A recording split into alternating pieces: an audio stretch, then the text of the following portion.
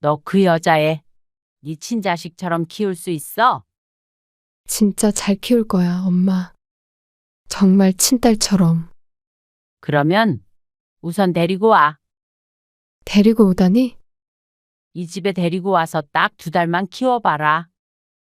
그러고 나서도 마음이 변하지 않는다면 그때는 아이가 있는 건 문제 삼지 않고 긍정적으로 다시 생각해 볼게. 키워보라고? 그래. 너 2달 정도는 집에서만 일할 수 있잖아. 그리고 내년에 학교 들어가면 얼마 남지도 않았네. 유치원 일찍 졸업했다 치고 데리고 와봐. 나는 좋아. 창훈 씨한테 한번 물어볼게. 그리고 얼마 뒤 엄마, 밥 차릴 때 은지 거도 같이 차려줘. 이제부터 엄마 아빠는 밥 따로 먹을 거야. 그게 무슨 말이야? 너희 둘 밥은 네가 차려야지. 뭐야, 난 일하잖아. 그러면 나중에도 애를 굶길래? 일 핑계 대고? 엄마는 애 돌보는 거 하나도 도와주지 않을 예정이야. 그러니까 할 수 있다는 걸 보여줘. 약속은 약속이니까. 오늘 이야기 속 주인공은 58세 홍정심 씨입니다. 그리고 그녀의 딸에 관한 이야기입니다. 홍 씨의 전부와도 같았던 하나밖에 없는 딸은 어느 날 애가 있는 남자와 결혼하겠다고 했습니다. 하늘이 무너지는 것 같았죠. 힘들게 키워놓으니 어쩜 그런 박복한 길을 가려나 싶었습니다. 아무리 말려도 소용이 없었습니다.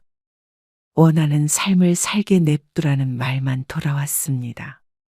콩깍지가 쓰여 홍 씨의 말은 전혀 들리지 않는 듯 했습니다. 남의 자식을 자기 자식처럼 키우겠다는 말에는 실소를 할 수밖에 없었습니다. 애 키우는 일이 쉬운 일인 줄 아는 듯 했죠. 겪어보질 않았으니 호언장담을 하는 것이었습니다. 그래서 홍 씨는 딸에게 결혼 전에 아이를 데리고 집에 들어와 살아보라고 했습니다. 2달을 버티면 결혼을 허락해 주겠다는 말에 딸은 흔쾌히 수락했습니다. 홍 씨는 만약 딸이 아이와 잘 지내고 그래도 결혼을 하고 싶다면 그때 가선 마음을 접을 생각이었습니다. 남의 자식을 키울 정도로 꼭 그 남자와 살아야겠다면 이미 말려도 소용이 없는 것일 테니 말이죠. 딸을 잃고 싶지는 않았습니다. 홍 씨는 딸이 하나 있었습니다. 결혼하고 아이가 잘 생기지 않아 고생하다가 어렵게 가진 딸이었습니다. 홍 씨는 오래전부터 자식은 셋 정도를 갖고 싶었습니다. 하지만 딸 하나도 어렵게 가진 마당에 둘째는 꿈꿔보기가 힘들었습니다. 그리고 딸을 키우면서 그 꿈조차도 포기해버렸습니다. 셋은커녕 하나도 키우기가 벅찼으니 말이죠. 그 뒤로는 아예 시도조차 하지 않았습니다. 장모님은 봐주기 힘드시대. 오전이면 괜찮은데 오후에는 일 때문에 안 된대. 어쩌냐? 어린이집 좀 일찍 보내고 어떻게든 해봐야지. 벌이가 더 좋았으면 당신 일 그만두게 했을 텐데. 어쩔 수 없잖아. 그리고 애 커가면 오히려 돈이 더 필요하지. 맞벌이를 했기에 아이를 키우는 일이 쉽지 않았습니다. 어린이집 가기 전까진 시어머니가 키워주시기로 했었지만 허리를 다쳐 입원을 하게 되는 바람에 그럴 수가 없어졌습니다. 그렇게 8개월 어린 딸을 1달 정도 더 집에 데리고 있은 뒤에 어린이집에 보냈고 홍 씨는 복직을 했습니다. 더는 미룰 수가 없었습니다. 그 뒤로 부부가 참 고군분투하며 아이 하나를 키웠습니다. 어린이집에 맡겨놓는다고 끝이 아니었습니다. 자꾸만 아픈 아이 때문에 조퇴를 하게 되어 회사에 빈축을 사기도 했고 어쩔 땐 육아 문제로 부부싸움을 하기도 했습니다. 그러니 이런 아이를 2, 3을 낳을 생각을 하긴 힘들었죠. 남들도 그렇게 힘들게 키웠겠지만 홍 씨는 유달리도 그 시절이 고됐습니다. 지금 떠올려 보면 육아만큼 어려운 일도 없었죠. 그래도 결국 잘 키워냈고 예쁘게 잘 자랐지만 2번 하라면 못할 짓이었습니다. 홍 씨의 딸은 대학을 졸업하고 직장에 들어간 뒤로도 독립하지 않고 홍 씨 부부와 함께 살았습니다. 회사도 가까운데 나가서 살 필요가 있나? 그래야 연애도 하고 그러는 거 아니야? 연애는 하려면 여기 살면서도 하지. 그리고 연애할 시간도 없어. 연애할 시간도 없다는 딸이기에 불편할 것도 없었습니다. 딸은 오히려 좋다고 했습니다. 퇴근하면 밥 차려주고 빨래도 대신해주는 엄마와 쭉 함께 살고 싶다고 했죠. 그러다가 딸이 하는 일 특성상 재택근무가 가능해서 오전에 출근했다가 오후에는 재택근무를 하게 되었습니다. 홍 씨와는 자연스레 같이 있는 시간이 늘어났죠. 딸이 거의 집에 있다 보니 가끔 친구를 만나는 것 외에는 정말로 남자친구도 안 만나고 지내는 게 뻔히 보였습니다. 남편은 그런 딸을 걱정했지만 홍 씨는 크게 신경 쓰지 않았습니다. 연애든 결혼이든 다 때가 되면 자연스럽게 하게 되는 것이라고 생각했죠. 그러다 딸이 20대 후반이 되자 홍 씨도 슬슬 걱정이 되었습니다. 그동안에 남자친구가 생겼었는지는 모르겠지만 홍 씨가 아는 한은 없었습니다. 그래서 홍 씨가 딸에게 물은 적이 있었습니다. 언제 좋은 짝 만나서 언제 결혼할 거냐고 했더니 돌아오는 대답에 조금 놀라게 되었죠. 나 그냥 결혼 안 하려고. 결혼을 안 하겠다고? 뜻밖의 말에 홍 씨는 자신도 모르게 딸이 했던 말을 그대로 반복해 되물었습니다. 요즘 그런 젊은 사람들이 많은 줄은 알았지만 그게 내 딸일 거라고는 생각하지 못했습니다. 그저 막연하게 나중에 딸이 결혼해서 아이를 낳고 살아갈 거라는 상상만 했었죠. 그냥 그러려면 책임감이 커야 되잖아. 나 혼자 살기도 벅찬 세상이라 그냥 이렇게 살고 싶네. 딸의 말을 듣자 어느 정도 납득은 갔습니다. 결혼을 하는 순간부터 가정에 대한, 아이에 대한 책임감을 갖고 살아가야 했습니다. 거기에 따른 희생도 피할 수는 없었고 말이죠. 나 혼자 잘한다고 되는 것도 아니었고, 행복할 때도 많지만 그만큼 힘들 때도 있는 법이었습니다. 홍 씨는 결혼해서 딸을 낳은 걸 후회하진 않았지만 딸이 하기 싫다고 하면 굳이 말릴 생각은 없었습니다. 셋이 이렇게 알콩달콩 사는 것도 괜찮겠다 싶기도 했죠. 그런데 그러던 딸이 어느 날부턴가 달라졌습니다. 독신으로 살겠다던 말을 한 지 2년이 채 되지 않아 자꾸만 저녁에 외출을 하고 귀가 시간이 늦어졌습니다. 회사에 일이 있어서 들르나 생각했습니다. 하지만 옷차림새도 더 신경을 쓰는 것이 아무래도 촉이 왔죠. 아니나 다를까 딸에게 물으니 수줍게 대답했습니다. 사실 나 요즘 누구 만나? 뭐? 정말이야? 응, 내가 했던 말을 벌써 번복하기 민망하긴 한데. 꽤 진지하게 만나고 있어. 그런 딸을 홍 씨는 비웃지 않았습니다. 그건 그것대로 잘 됐다고 생각했습니다. 이러나 저러나 홍 씨는 딸의 선택을 존중했죠. 그리고 그런 대화를 나눈 지 1년 뒤쯤 딸이 결혼을 하겠다고 했습니다. 진짜야? 우리 딸 아빠가 평생 데리고 살려고 했더니 누가 채간다는 거야? 남편의 농담 섞인 말에 홍 씨도 기분 좋게 웃었습니다. 내년에 결혼하면 딸이 31가 되는데 결혼하기 적당한 나이라고 생각했죠. 이번 달 안에 아빠 시간 될 때 자리 한번 마련할게요. 그래. 그렇게 해. 그리고 보름쯤 뒤에 처음 딸의 남자친구를 만났습니다. 아니, 이제는 예비 사위였죠. 그런데 딸과 함께 앉아있는 남자를 보자 홍 씨는 고개를 갸웃거리게 되었습니다. 남자의 나이가 딸과는 조금 차이가 있어 보였습니다. 안녕하세요. 박창훈이라고 합니다. 나이는 40입니다. 마흔이란 소리에 남편의 어깨가 살짝 튀어오르는 게 느껴졌습니다. 말은 안 했어도 홍씨만큼 놀란 것 같았죠. 딱 10살 차이였습니다. 요즘 세상에 10살이 대수냐 싶겠지만 내 딸이 10살 연상과 결혼하는 건 마음을 다스려야 하는 일이었습니다. 첫 만남에 정신을 살짝 놓았더니 나눴던 대화는 잘 기억나지 않았습니다. 근데 40이면 너무 많은 거 아니야? 집에 돌아와서 딸에게 조심스럽게 물었지만 딸은 개의치 않았습니다. 나이가 뭐가 중요해? 사람이 중요하지. 또 틀린 말은 아니라 별다른 대꾸를 할 수 없었습니다. 속으로는 홍씨 부부 모두 그래, 자식 마음이 중요하지 하고 생각했죠. 그런데 두 번째 만남이 홍씨의 인생을 통틀어 가장 충격적인 사건이 되었습니다. 결혼 준비를 하려면 상의할 일이 있다고 해서 나간 자리에 홍씨와 남편은 웬 어린 여자아이를 보았습니다. 사위될 남자와 나란히 앉아 있는데 이런 자리에 조카를 데리고 왔나 싶었죠. 그런데 그게 아니었습니다. 창훈 씨, 딸이야. 은지. 그 말에 남편의 눈이 튀어나올 듯이 커졌습니다. 정말 톡 치면 눈알이 떨어져 대구르르 굴을 것만 같았습니다. 박 씨의 사정도 크게 다르지 않았습니다.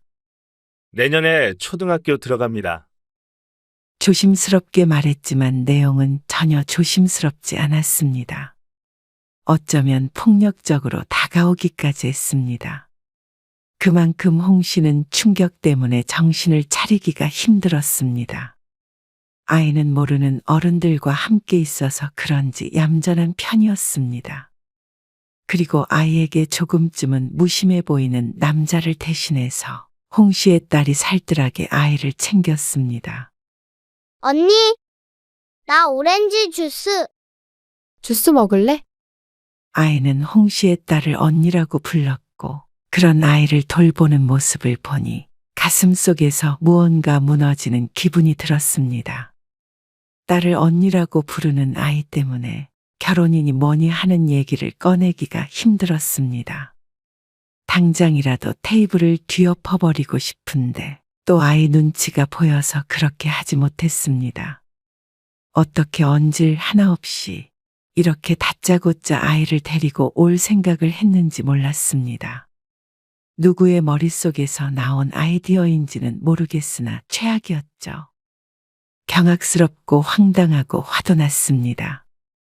딸에게 이렇게 화나본 것이 언젠지 기억도 나지 않았습니다. 그리고 너무나도 예의 없는 남자를 이제는 예비 사위라고 부르고 싶지도 않았습니다. 애를 데리고 오면 그 앞에서는 화를 못 낼 것이라고 생각했는지도 몰랐습니다. 참 영악한 것들이 아닐 수 없었습니다. 타는 속을 냉커피로 달래다가 결국엔 흐르는 침묵을 참지 못해 자리에서 일어났습니다. 우린 먼저 가볼게. 남편과 함께 집으로 돌아오는 길에는 가슴에 돌덩이를 안고 있었습니다. 그리고 1시간 뒤쯤 딸이 집으로 돌아왔습니다. 그때까지도 홍 씨 부부는 서로 대화를 나누지 않았습니다. 그런데 분위기 파악이 되지 않았는지 딸이 말했습니다. 내가 좋은 엄마가 돼주고 싶어. 가슴에선 천불이 일었습니다. 미치고 팔짝 뛸 노릇이었습니다. 어디서 애 딸린 이혼남이랑 결혼하겠다는 소리를 해. 남편이 언성을 높이자 딸이 그 말을 정정해 주었습니다. 이혼남은 아니야. 그러면 그 애를 혼자 낳았다니? 그건 아니고 혼인신고 안 하고 같이 살았대. 그럼? 애엄마는 어디 있는데? 친엄마는 지금 연락은 안 되고. 연락이 안 된다는 게 무슨 말이야? 도망이라도 갔다는 거야? 그런 식으로 말하면 이상하게 들리지. 이상하게 들리는 게 아니라 이상한 거야? 그러자 딸이 잠시 말이 없었습니다. 그러다가 괴로운 얼굴을 하고는 말했습니다. 애가, 은지가 나를 잘 따라. 잘 따르면 다 엄마 하는 거야? 그런 말이 아니잖아. 애는 지금 무슨 상황인 줄은 알아? 왜 널 언니라고 불러? 결혼 얘기는 모르고 아직은 그냥 아빠 친구인 줄 알아. 결혼 준비하면서 천천히 알려줄 생각이고. 그게 말이나 된다고 생각하니? 어떻게 이렇게 중요한 걸 미리 말을 안 해? 지난번에 봤을 땐 왜 아무 말 없었어? 편견 없이 한번 만나보라고 그런 거야. 그렇다고 한들 이미 알아버린 이상 그 남자가 좋게 보일 리도 없었고 홍 씨 부부가 이 결혼을 허락할 리도 없었습니다. 죽어도 이 결혼은 안 돼. 죽어도 안 된다고? 말꼬리 잡지 마. 너라면 네 딸 이런 결혼 시키겠어?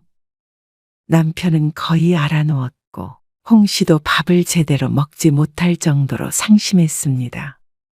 밥알이 모래알보다도 까끌까끌해서 차마 목구멍으로 삼켜 넘기질 못했죠. 그리고 그런 부모를 보는 딸도 우울해했습니다.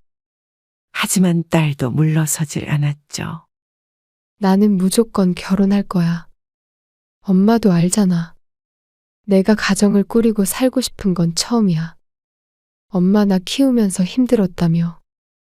은지는 다 컸잖아. 내년에 초등학생인데 그러면 오히려 좋은 거라고 생각하면 안 돼? 무슨 이런 황당한 말이 있나 싶었습니다. 그러면 차라리 내년에 대학생인 딸을 입양하고 말죠. 너 애 키우는 게 그게 쉬운 건 줄 알아? 하물며 남의 애를 어떻게 키우겠다는 거야? 남의 애 아냐. 나는 이미 내 딸이라고 생각해. 그게 말이 돼? 얼마나 봤다고 네 딸이야? 계속 이렇게 반대만 하면 나 그 집으로 들어갈 거야. 결혼식도 안 올리고. 그걸 원해? 이게 딸인지 깡패인지 헷갈렸습니다. 이 정도 결혼 조건이면 반대하지 않을 부모가 세상 천지에 어디 있나 싶었지만 딸의 눈에는 뵈는 게 없어 보였습니다. 딸이 30이 될 때까지 이렇게까지 부모에게 반항한 적은 한 번도 없었습니다.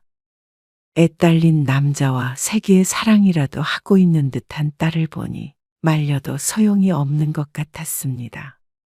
결혼이란 게 그리 쉽게 생각할 것이 아닌데 딸은 그걸 몰랐습니다. 사람 됨됨이가 중요하다는 딸이지만 사실 남자가 정말 괜찮은 사람이가 하는 것도 잘 모를 것 같았습니다. 예비 장인 장모를 만나는 자리에서 미리 말도 없이 딸을 데리고 온 것도 그렇고 그런 아이를 스스로 챙기는 게 아니라 홍 씨의 딸에게 시키는 것을 보면 어쩐지 알만했습니다.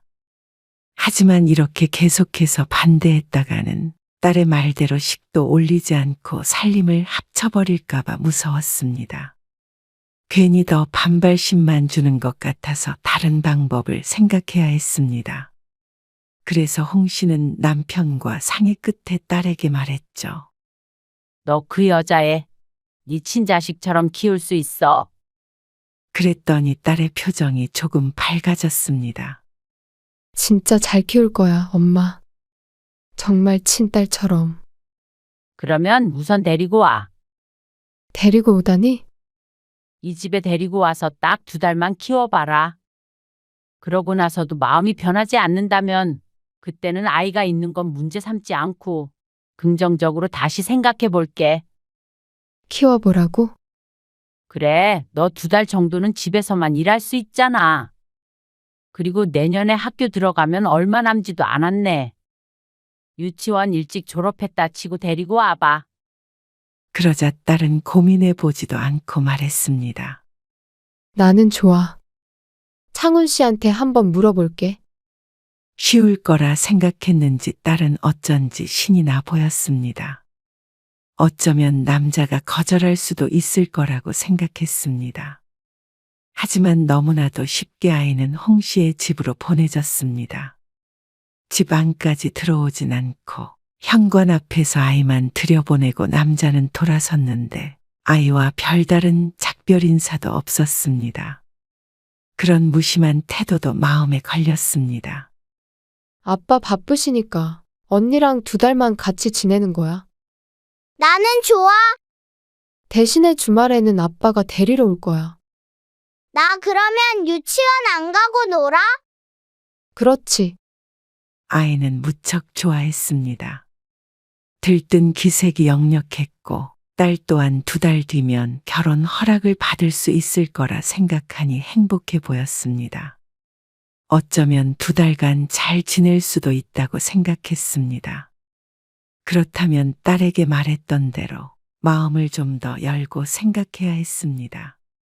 착잡함은 잠시 접어두고 2달만 꾹 참아보기로 했죠. 아이는 보통 아이였습니다. 낯선 환경에 처음엔 다소 어색해했지만 적응하는 데까진 하루의 시간도 필요하지 않았습니다. 엄마, 밥 차릴 때 은지 거도 같이 차려줘. 이제부터 엄마 아빠는 밥 따로 먹을 거야. 그게 무슨 말이야? 너희 둘 밥은 네가 차려야지. 뭐야, 난 일하잖아. 그러면 나중에도 애를 굶길래? 일 핑계 대고 그러자 딸이 입을 꾹 다물었습니다. 엄마는 애 돌보는 거 하나도 도와주지 않을 예정이야. 그러니까 할 수 있다는 걸 보여줘. 홍 씨는 아주 독하게 마음먹었습니다. 그리고 딸은 홍 씨에게 서운해했죠. 약속은 약속이니까. 약속이란 말에 딸은 결연한 표정을 지었습니다. 오기로라도 해내보겠다는 의지가 엿보였죠. 그날 이후로 딸의 전쟁 같은 하루가 시작이 되었습니다. 아이가 눈을 떴을 때부터 잠에 드는 그 순간까지 오로지 육아는 딸의 몫이었습니다. 식사, 목욕, 빨래, 놀아주기, 밤에 재우는 일까지 말이죠. 그런데 딸은 아이의 삼시세끼를 챙겨주는 것조차 힘에 부처했습니다. 아니, 무슨 밥때가 이렇게 금방금방 와? 진작에 밥을 먹고 소파에 있던 홍 씨가 딸은 쳐다보지도 않았습니다. 부엌에서 달그락 거리는 소리가 들렸지만 도와줄 생각이 없었습니다. 딸은 식사 문제로 제일 스트레스 받아 했습니다. 딸이 집에 있다고는 하지만 노는 게 아니라 일을 해야 하는데 자꾸만 방 밖으로 나와야 하니 일이 진행이 잘 안 되는 듯 했죠. 언니, 나 그림 그렸는데 보여줄까? 지은아. 언니 지금 일하고 있어서. 이따가 봐도 될까? 지금. 잠깐만. 딸의 의자 끄는 소리가 들렸습니다. 하루에도 수십 번씩 딸의 방을 들락날락 거리는 아이. 그리고 차마 싫은 소리는 하지 못하고 10분에 한 번씩 나와보는 홍 씨의 딸. 차마 웃지 못할 풍경이었습니다. 안 자니? 아이를 재우고 나온 딸이 11시가 넘도록 자질 않고 있자 홍 씨가 방문을 열고 들어가 물었습니다. 그러자 퀭한 얼굴을 한 딸이 대답했습니다. 낮에 일을 별로 못해서. 하던 일은 마무리하고 자야 해. 얼마나 걸리는데? 해봐야 아는데 앞으로 3시간? 4시간? 아이고 어쩌냐? 엄마는 먼저 잘게. 알았어. 그리고 다음날 아침 7시쯤 아이가 일어나 온 집안을 휩쓸고 다녔습니다. 처음엔 얌전히 눈치를 봤던 아이는 어디 간 것인지 몰랐습니다. 집이 편해졌는지 천방지축이 다 되어 있었죠. 저 배고픈데. 1시간 정도 이것저것 하며 혼자 놀던 아이가 홍 씨에게 배가 고프다고 했습니다. 그래서 홍 씨는 딸의 방으로 들어가서 자는 딸을 흔들어 깨웠습니다. 일어나봐. 애가 배고프댄다. 어? 배고프대. 밥 차려줘야지. 그러자 딸이 인상을 팍 썼습니다. 엄마가 좀 차려주면 안 돼? 나 어제 새벽 3시에 잤어. 엄마랑 아빠는 지금 나갈 거야? 어디 가는데? 일 가? 아빠 오늘 쉬어. 약속 있어서. 홍 씨는 되도록이면 집을 비우는 것을 선택했습니다. 딸이 의지하지 않고 정말로 혼자서 아이를 돌보길 바라기도 했고, 딸이 그러고 있는 모습을 보는 게 싫기도 했습니다. 은지 데리러 왔습니다. 주말에 남자가 아이를 데리러 왔습니다. 두 손에는 과일 같은 걸 잔뜩 들고 왔습니다. 아이를 놓고 돌아서던 때와는 사뭇 달랐죠. 그런데 그것도 처음 한두 번이었습니다. 시간이 지날수록 양손은 가벼워졌고, 나중에는 주말에 데리러 오지 않는 경우도 있었습니다. 갑자기 뭐야? 데리고 가야 내가 일을 하든 쉬든 하지. 뭐? 상식적으로 지금 친구를 만나러 가겠다는 사람이 어디 있어? 지난주에는 연락도 거의 안 했잖아. 은지 걱정은 안 되는 거야? 그러니까 데리러 오라고. 딸의 방문을 열려다가 들리는 소리에 조용히 발걸음을 돌렸습니다. 아이가 뛰어와 방문을 열려고 하자 홍 씨가 말렸죠. 할머니랑 그림 하나 그릴까? 언니 주게. 좋아요. 딸이 남자와 다투는 모양이었습니다. 힘들만도 했습니다. 요즘에 딸이 웃는 모습을 본 적이 많이 없는 것 같았죠. 언니, 나 이 반찬 싫은데. 왜 싫어? 멸치 먹어야 돼. 언니가 볶은 거야. 맛없어. 햄 없어? 아침에도 햄 먹었잖아. 그럼 나 안 먹을래. 은지야, 반찬 투정을 하던 아이는 밥을 안 먹겠다고 손으로 입을 막고 있었습니다. 그리고 그런 아이를 보며 딸은 한숨을 쉬었습니다. 엄마 아빠 집에서 조용히 좀 쉬고 싶으니까 애 데리고 어디라도 좀 다녀와. 어디? 뭐 놀이공원이나 동물원이나 그런데. 이번 주말에는 일 없다며. 그 사람도 이번 주는 데리러 못 온다고 그랬잖아. 일 없으니까 쉬려고 했는데. 애가 있는데 어떻게 쉬어? 그러자 딸의 표정이 무척 나빠졌습니다. 그런 딸을 홍 씨는 모른 척 했습니다. 그리고 점심점쯤 딸이 아이를 데리고 나갔다가 저녁 시간을 넘겨서 집에 들어왔습니다. 파김치가 되어 돌아온 딸은 말없이 아이를 씻기고 재웠습니다. 그리고 아이와 함께 잠들었죠. 그리고 그날 이후로 딸은 남자와 자주 다투는 듯 보였습니다. 나중에는 아이가 들을까봐 홍 씨가 다 조마조마했습니다. 은지야, 언니 일해야 되니까. 이거 만화 보고 있어. 그 전에는 문 열면 안 돼. 알겠지? 알았어. 배고프면 과자 꺼내 먹고. 그런데 애가 그걸 기억하면 애가 아니었습니다. 언니, 이거 할 수 있어? 아이가 딸의 방문을 열고 희한한 포즈를 취하며 말했습니다.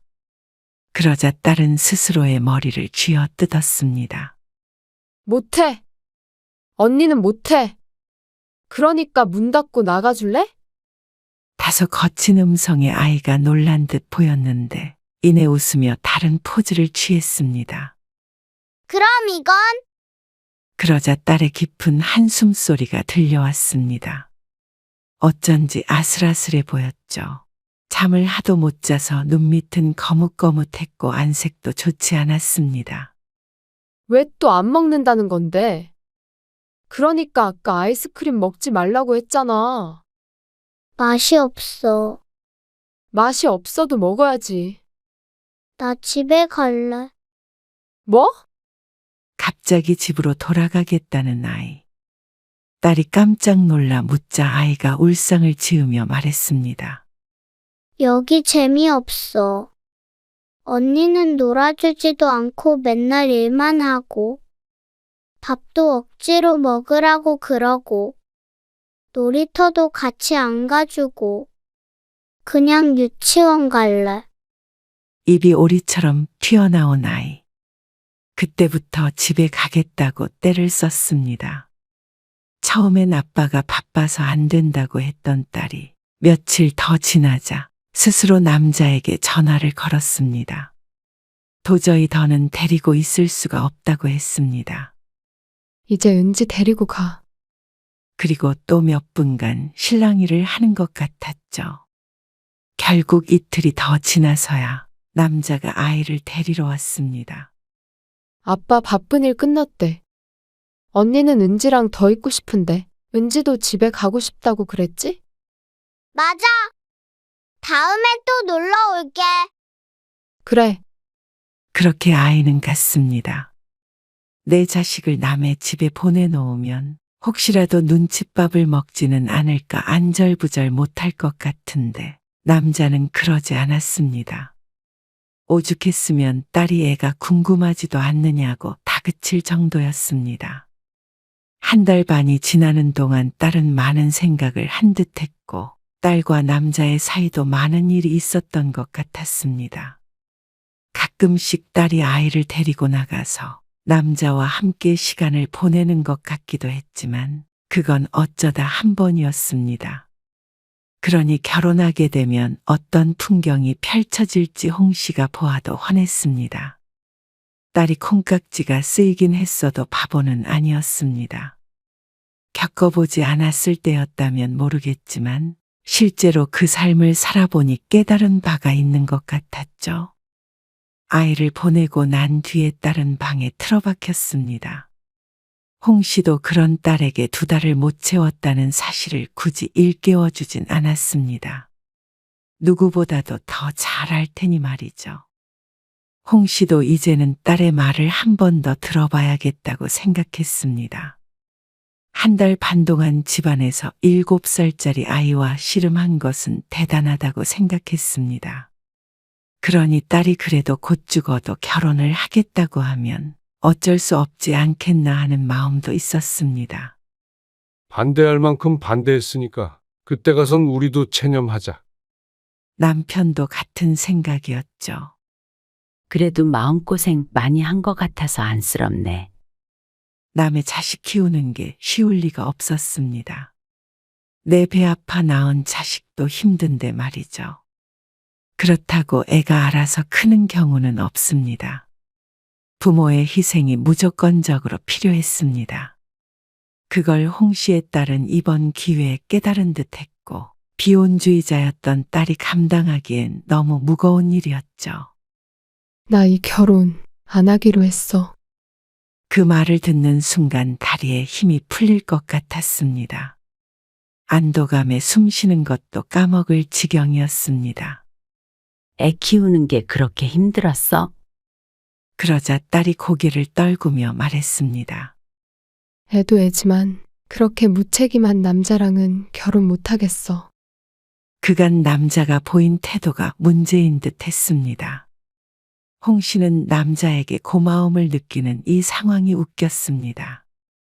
10년 수명이 줄어드는 기분이었습니다.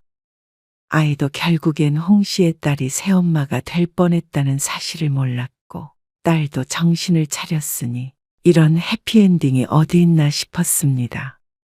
그런데 남자는 그렇지 않은 모양이었습니다. 딸이 헤어지자고 했는지 집까지 찾아와서 기다리기도 했고 수시로 전화를 해서 딸의 마음을 돌려보고자 노력했습니다. 네가 은지 엄마 되어주고 싶다며. 나는 오빠랑 결혼하려고 엄마가 되려고 했던 거야. 애엄마가 되려고 결혼하려고 했던 게 아니라 우리 집에 은지 있는 동안 전화 몇 번이나 했어? 밖에서 만나면 피곤해하고 얼른 은지 데리고 들어가 보라고 했잖아. 몇 번이나. 그건 나도 모처럼 애 없이 지내는 시간이 필요해서 그런 거였지. 애 키워줄 사람이 필요했던 거면 나는 아니야. 집 앞까지 찾아온 남자와 딸이 하는 대화를 우연히 들었습니다. 혹시라도 딸에게 해코지를 할까봐 집으로 들어가지 않고 좀 떨어진 곳에서 계속 지켜보았죠. 하지만 남자는 한참 대화를 하더니 뒤돌아섰습니다. 언성은 높였지만 그래도 별다른 일은 없어서 가슴을 쓸어내렸습니다. 괘씸했습니다. 10살이나 어린 여자를 데려다가 초등학생 아이를 키우게 할 생각이었다니. 그게 누가 됐든 내 딸은 그러지 않길 바랐습니다. 나중에라도 마음을 돌려준 딸에게 절이라도 하고 싶은 심정이었죠. 딸이 들어오기 전에 홍 씨가 얼른 먼저 집으로 들어갔습니다. 잠시 뒤에 딸이 들어와서 홍 씨에게 말했습니다. 엄마, 나 완전히 헤어졌어. 그동안 속상하게 해서 미안. 됐으니까 맛있는 거 해서 밥이나 먹자. 박 씨는 부엌으로 들어가며 남몰래 가슴을 쓸어내렸습니다. 설령 딸이 결혼을 안 하고 산다고 하더라도 그게 나은 결말일 거라고 생각했습니다. 아직 어리니 다른 좋은 인연을 만나도 되고 말이죠.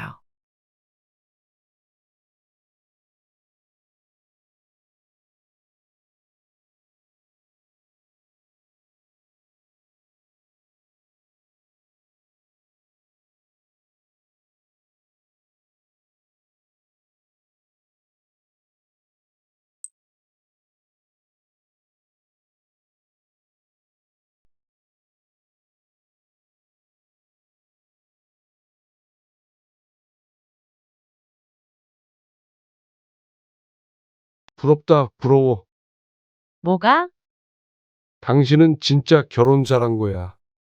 얼마나 좋아. 집에서 쇼핑만 하면 되고. 그게 무슨 말이야? 누구는 밖에서 뼈 빠지게 일해서 돈 벌고, 누구는 써제끼고. 내가 언제 써제꼈다고 그래? 이거 3만 원짜리야? 3만 원은 뭐 쉽게 버나? 거봐, 돈 버는 게 얼마나 힘든지도 모르고 3만 원을 우습게 알잖아. 돈 버는 게 힘든 거 나도 알고 있어. 근데 내가 3만 원도 마음대로 쓰지 못해?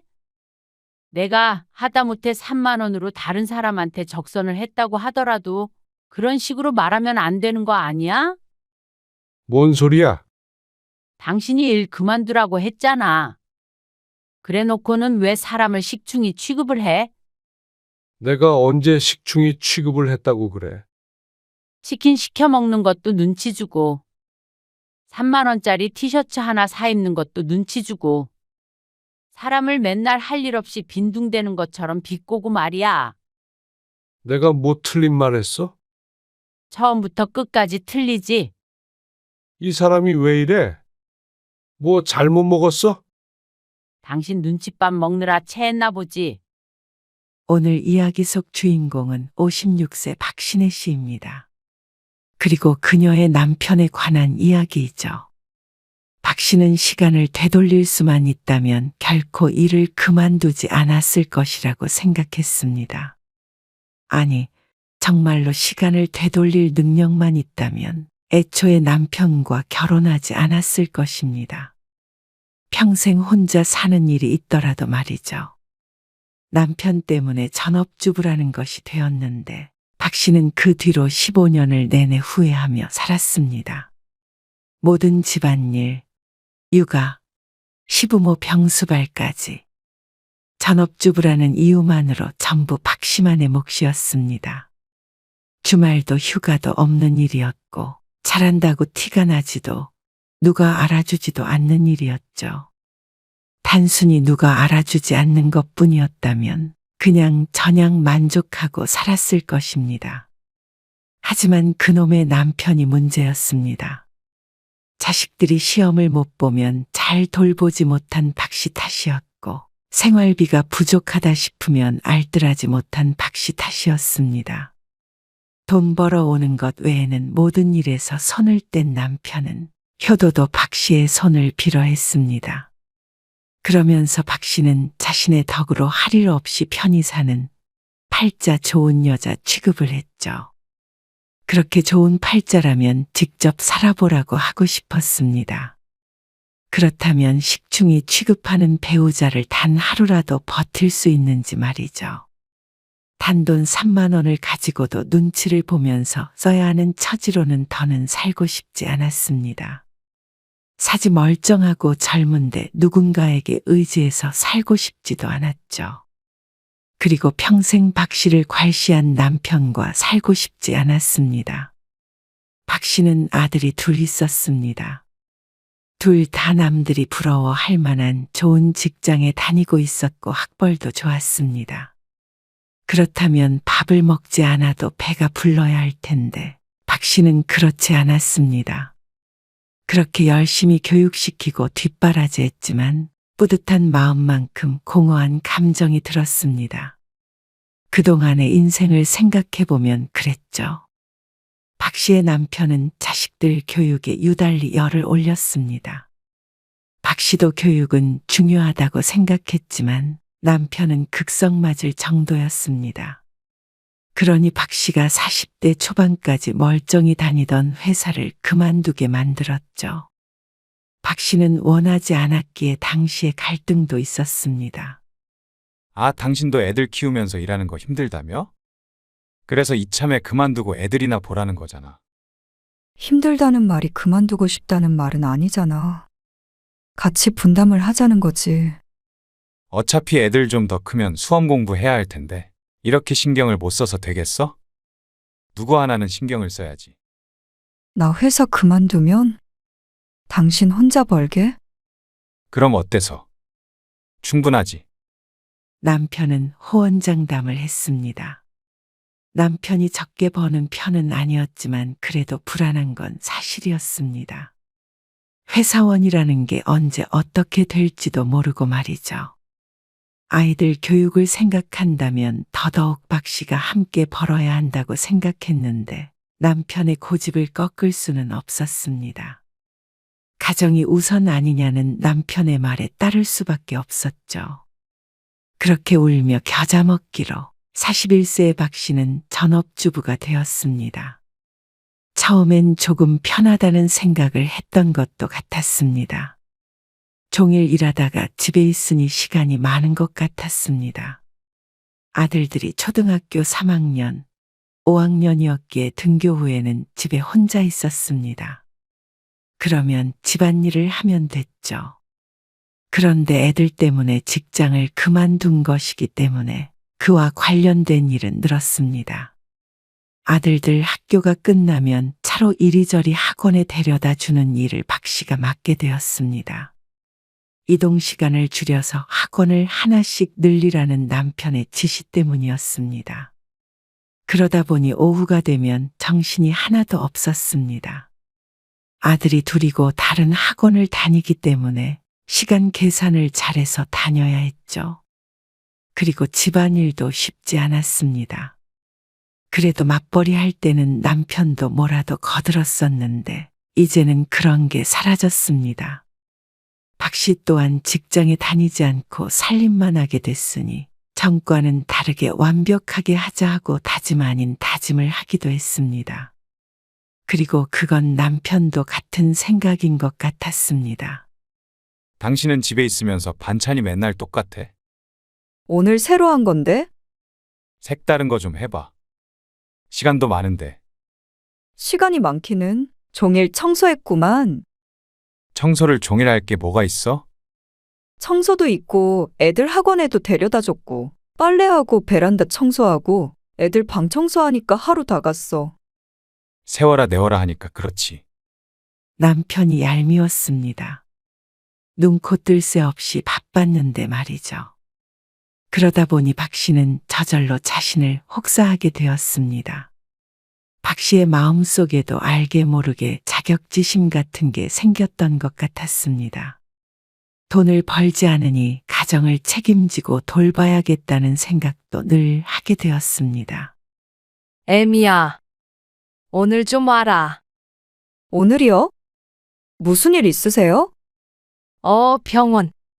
몇 시에요? 2시에 진료야. 아, 저 4시에 성훈이 데리러 가야 하는데 그럼 병원 들렸다가 가면 되겠네.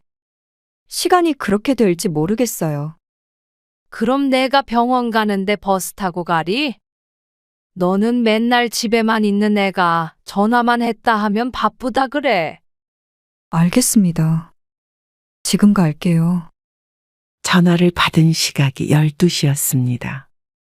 하던 반찬을 대충 마무리해야 했습니다. 그리고 점심밥을 먹을 시간도 없이 나갈 채비를 했습니다. 시어머니를 모시고 병원으로 가서 진료가 끝날 때까지 기다렸다가 다시 모셔다 드리고 아들을 데리러 가니 시간이 아슬아슬했습니다. 한겨울인데도 불구하고등이며 목덜미며 땀으로 축축했죠. 이런 일이 처음이 아니었습니다.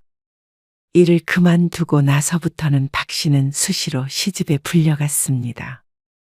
오늘처럼 기사 노릇을 하기도 했고 자질구레한 시집 행사에 모두 참여해야 했습니다. 직장 다닐 때는 하지 않았던 일까지 박 씨가 도맡아 했습니다. 그리고 누구도 그걸 이상하다고 생각하지 않았습니다. 당신은 시간이 많으니 그 정도는 해줄 수 있지 않느냐. 내 아들이 벌어다 준 돈으로 편히 살고 있으면 시부모는 알아서 챙겨야 하지 않겠느냐. 이게 남편과 시집 식구들이 늘 하는 말이었습니다. 그 말을 들으면 속에서 화가 치밀다가도 어쩐지 기가 죽었습니다. 그럴 때면 그렇게나 출근하기 싫던 직장이 그리워지기도 했죠. 그런데 가장 문제는 돈 쓰는 것에 관련된 것들이었습니다. 매달 일정 생활비를 받고 가계부를 쓰다 보니 하나하나 남편에게 감시를 받는 기분이었습니다. 뭘 사더라도 어쩐지 남의 돈으로 사는 것 같고 말이죠. 그리고 둘이 벌다가 혼자 벌게 되어 남편 월급으로만 생활을 하다 보니까 항상 여유롭지 않게 느껴졌습니다. 돈을 쓸 때마다 사람이 작아지는 기분을 남편은 알까 몰랐습니다. 그걸 꼭 사야 되는 거야? 이 말이 그렇게 듣기가 싫었습니다. 그렇게 10년을 살았고 자식들은 커서 대학에 갔습니다. 이제는 큰 과제 하나를 끝냈으니 숨 좀 돌리며 살 수 있나 싶었습니다. 너희 숟가락은 너희가 놔. 주말에 박 씨가 식사 준비를 하고 있을 때였습니다. 모처럼 다 같이 집에 있었기에 박 씨의 손길이 더 분주해졌습니다. 얘들아, 숟가락 좀 놓고 하라니까. 성훈이 너는 밥 좀 푸고. 그러자 아들이 마지못해 무거운 몸을 일으켰습니다. 그런데 옆에 앉아있던 남편이 불만 가득한 목소리로 핀잔을 주었습니다. 당신 할 일을 왜 애들한테 시켜? 뭐? 황당한 남편의 말에 박 씨가 되물었습니다. 정말 못 들어서 그런 게 아니라 어이가 없어서였습니다. 식사 준비는 당신이 하는 일이잖아. 숟가락 놓는 게 어려운 일은 아니잖아. 그 어렵지도 않은 걸 굳이 애들을 시켜야 하느냔 말이야. 내 말은 주말에도 종일 청소하고 밥 차리고 하는데 그거 좀 도와주는 게 어려워? 대신 평일에 펑펑 놀잖아. 펑펑 논다고? 자식들이 대학에 간 뒤로 조금 편해진 건 사실이었지만 펑펑 논다는 건 말도 안 되는 얘기였습니다. 아직도 시집에 매주 3-4번씩은 가고 있었습니다. 그러자 아들도 몸을 어정쩡하게 일으킨 채로 양쪽의 눈치를 봤습니다. 남편이 언짢은 듯 헛기침을 하며 고개를 돌렸습니다. 그러자 아들이 슬그머니 다시 제자리에 앉았습니다. 아마 숟가락을 놨다가는 아버지 심기를 건드릴까 무서운 듯 했습니다. 박 씨는 속으로 참을인을 3번, 아니 30번을 새겼습니다. 밥도 목구멍으로 제대로 넘어가지 않았습니다. 밥알을 새듯이 씹다가 결국 남기고 일어나자 남편이 혀를 찼습니다. 땅을 파면 쌀이 나오는 줄 알아. 큰 소리로 한 말도 아닌데 꼭 귓가에 천둥이 치듯 크게도 들렸습니다. 박 씨는 그 말을 애써 못 들은 척했습니다.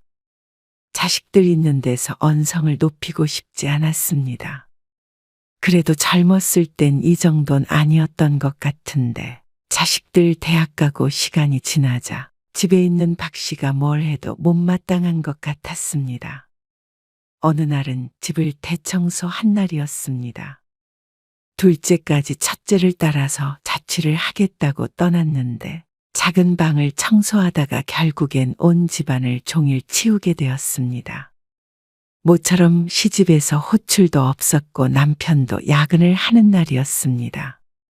오전부터 아무데도 안 나가고 빨래하고 반찬하고 청소만 했습니다. 창틀에 TV 뒤까지 구석구석 손이 안 닿은 곳이 없었습니다. 아이고 죽겠네. 그러다 보니 나중엔 지쳐서 밥 먹을 기운도 없었습니다. 저녁밥은 찬밥에 물 말아서 김치랑 대충 먹고 치웠습니다. 남편이 없으니 밥을 차리지 않아서 다행이라고 생각했습니다. 시계를 보니 7시 반이었습니다. 남편이 도착하면 9시는 될 듯 했기에 박 씨는 모처럼 책을 꺼냈습니다.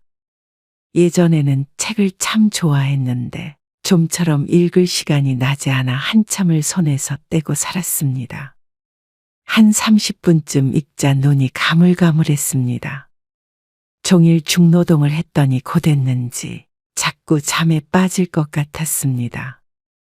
그래서 읽던 책을 소파 위에 올려두고 일어났습니다. 뭐라도 해야 잠이 안 들 것 같아서 쓰레기를 버리고 와서 소파에 앉아 빨래를 정리했습니다.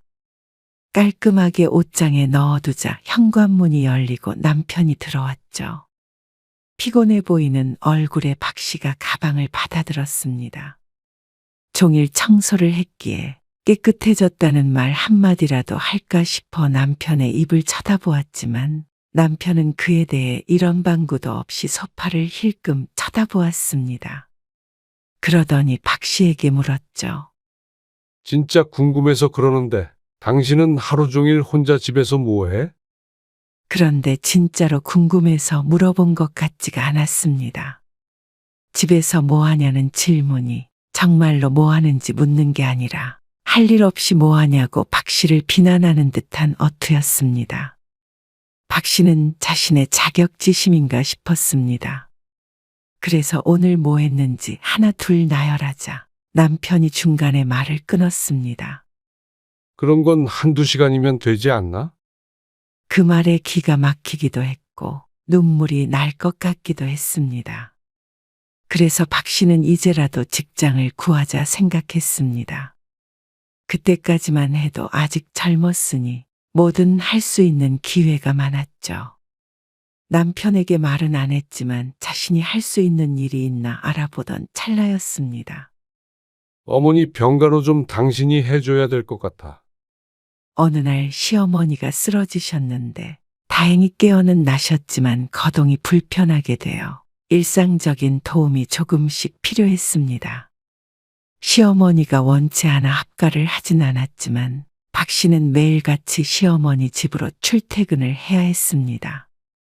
형님들이나 다른 사람들도 같이 좀 하자고 하면 안 돼? 형제가 셋인데 왜 박 씨 혼자 그래야 하는지 묻자 남편이 대답했습니다. 다들 일하느라 바빠. 그럼 당신은? 나는 회사 다니는데 어떻게 엄마를 돌봐? 바빠서 엄마를 돌봐줄 시간도 없다는 형제들은 주말이면 골프 치러 다니기 바빴습니다. 그건 박 씨의 남편도 마찬가지였습니다.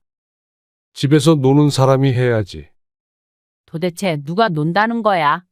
그렇게 말하지 말라니까? 아, 그럼 당신이 일해? 회사를 그만뒀던 게 그토록 후회됐던 순간이 없었습니다. 남편은 박 씨의 노고를 전혀 고마워하지 않았습니다. 당연히 사람이라면 자기 할 몫을 해야 하는 거라는 식이었죠. 당신 오늘도 골프 가? 어머님한테 좀 가봐. 당신이 가야지. 오늘은 좀 쉬고 싶어서 그래. 그럼 나는 언제 쉬어? 일주일 내내 일한 사람한테 그러고 싶냐? 당신은 평소에 많이 쉬잖아. 참 잔인한 말이었고 그 말에 뒤집어 엎지 못하는 박 씨가 천치였습니다. 10년 넘게 식충이 취급을 받으면 저절로 그렇게 되었습니다. 나도 모르게 나라는 사람을 스스로 깎아내리게 되는 듯했습니다. 그렇게 박 씨는 5년 동안 혼자 시어머니의 병수발을 들었고 2년 전에 시어머니는 돌아가셨습니다. 남편이고 그 형제들이고 누구 하나 박 씨에게 고맙다는 말 한마디가 없었습니다. 그리고 50대 중반이 되자 자식도 없고 모실 시부모도 없으니 일을 하면 될 텐데 나이가 나이인지라 무슨 일을 시작하기도 두려웠습니다. 남편의 말대로 종일 집에 있다 보니 더 비참한 말도 여러 번 듣게 되었습니다. 남편은 회사 다니는 것이 세상에서 가장 힘든 일이고 집에서 살림하는 건 일도 아니라고 생각했습니다. 그러니 남편 눈에 박 씨는 편하게 놀고 먹는 사람일 뿐이었습니다. 나이 드니 정말로 어쩔 땐 할 일이 없을 때도 많았습니다. 이제 뒷바라지 해야 하는 자식들도 모두 독립을 했고 박 씨 부부만 챙기면 됐으니 말이죠. 그럴 때면 박 씨는 견디기가 힘들었습니다. 그래서 뭐라도 찾아서 해야 마음이 편안했습니다. 놀고 먹는다는 소리가 듣기 싫어 한시도 몸을 쉬게 두지 않았죠. 나 오늘 늦어. 몇 시쯤에 와? 회식 있으니까 많이 늦어. 당신 먼저 자. 오랜만에 남편이 늦게 들어오는 날이었습니다. 야근도 거의 없었고 항상 칼같이 퇴근해서 밥은 꼭 집에서 먹는 남편이었기에 이런 시간이 귀했습니다. 집안일을 마치고 앉아서 TV를 보고 있자 음식 방송이 많이 나오고 있었습니다. 안 그래도 저녁을 부실하게 먹어 조금 출출했는데 군침이 돌았습니다. TV에 나오는 것처럼 치킨에 맥주 한 잔 마시며 드라마를 보면 천국이 따로 없을 것 같았습니다. 박 씨는 휴대폰을 열어 동네 치킨집을 검색했습니다. 그래서 주문을 하려다가 말고 멈칫했습니다. 이 순간 왜 하필이면 혀를 차는 남편의 모습이 떠오르는 건지 못마땅한 듯한 그 표정이 떠올라 차마 주문을 하기가 망설여졌습니다. 그러다 문득 서러워져 바로 치킨과 맥주를 주문했죠. 이 정도도 못 먹고 살면 되겠어? 박 씨는 괜히 호기롭게 큰 소리로 떠들어댔습니다. 그리고 잠시 뒤에 도착한 치킨과 함께 맥주를 마시니까 정말로 천상에 온 듯 했습니다. 남편 없이 혼자서 먹으니 더 꿀맛이었습니다. 그리고 다음날 아침 남은 치킨을 발견한 남편이 식탁 위를 힐끔 쳐다보며 혀를 찼습니다. 다 먹지도 않을 거를. 땅 파면 치킨 값이 나오나?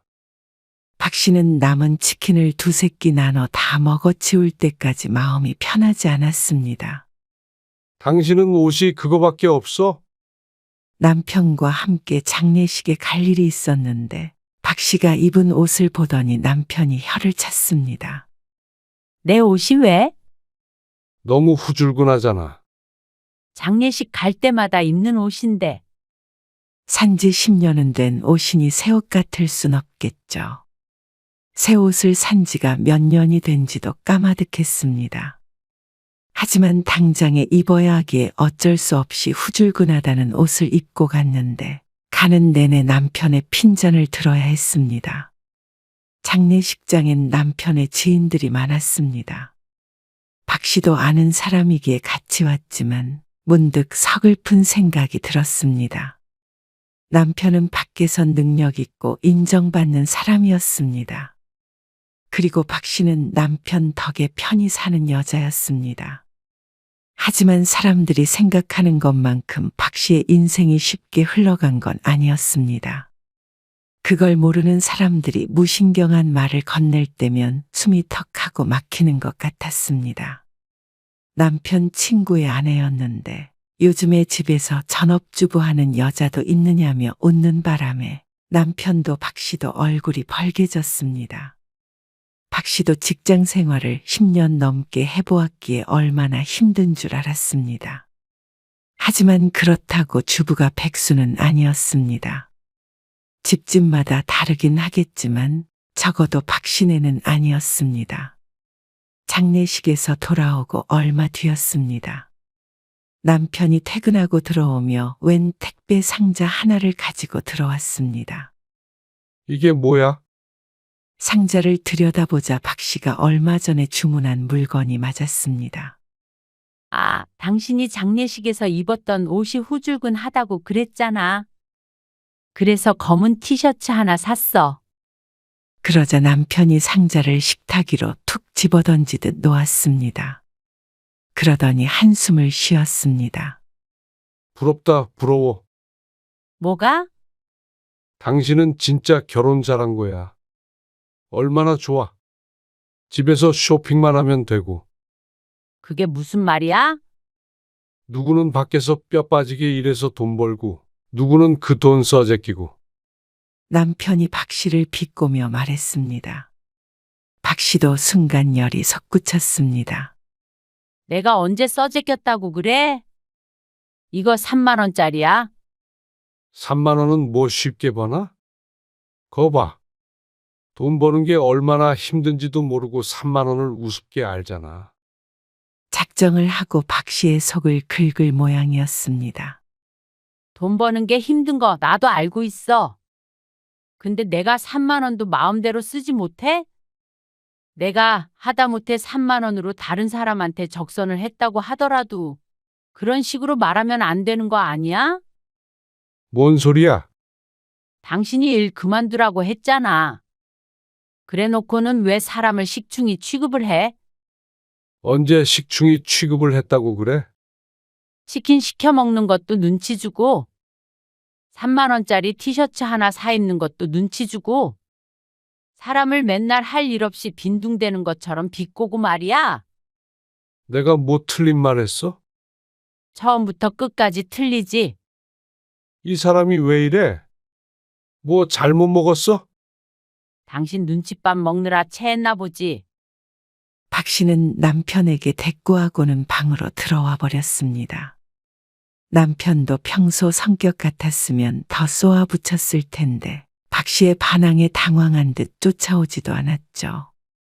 박 씨는 남자가 벌어다 주는 돈을 쓰는 것 외에는 아무것도 할 줄 모르는 사람 취급을 하는 것이 지긋지긋했습니다. 그리고 너무나도 허무했습니다. 전업주부가 다 박 씨 같은 취급을 당한다고 생각하지 않았습니다. 이게 비정상인 것은 박 씨도 알았습니다. 박 씨를 무시하는 남편이 문제였습니다.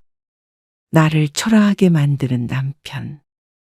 박 씨는 그나마 남아있던 미운정마저 떨어져 나가는 것 같은 느낌이 들었습니다. 그 뒤로 남편과 한동안 대화도 제대로 안 하고 지내게 되었습니다. 남편은 박 씨에게 화가 났고 박 씨는 남편에게 더 화가 났습니다. 그러다가 친정아버지를 요양원에 모시며 일이 생겼습니다. 2주 뒤에 오빠가 모시고 갈 거고 요양원 비용은 형제들끼리 나눠서 내기로 했어. 그게 얼만데? 매달 40만 원씩 내야 해. 전체 다 해서? 아니, 각자?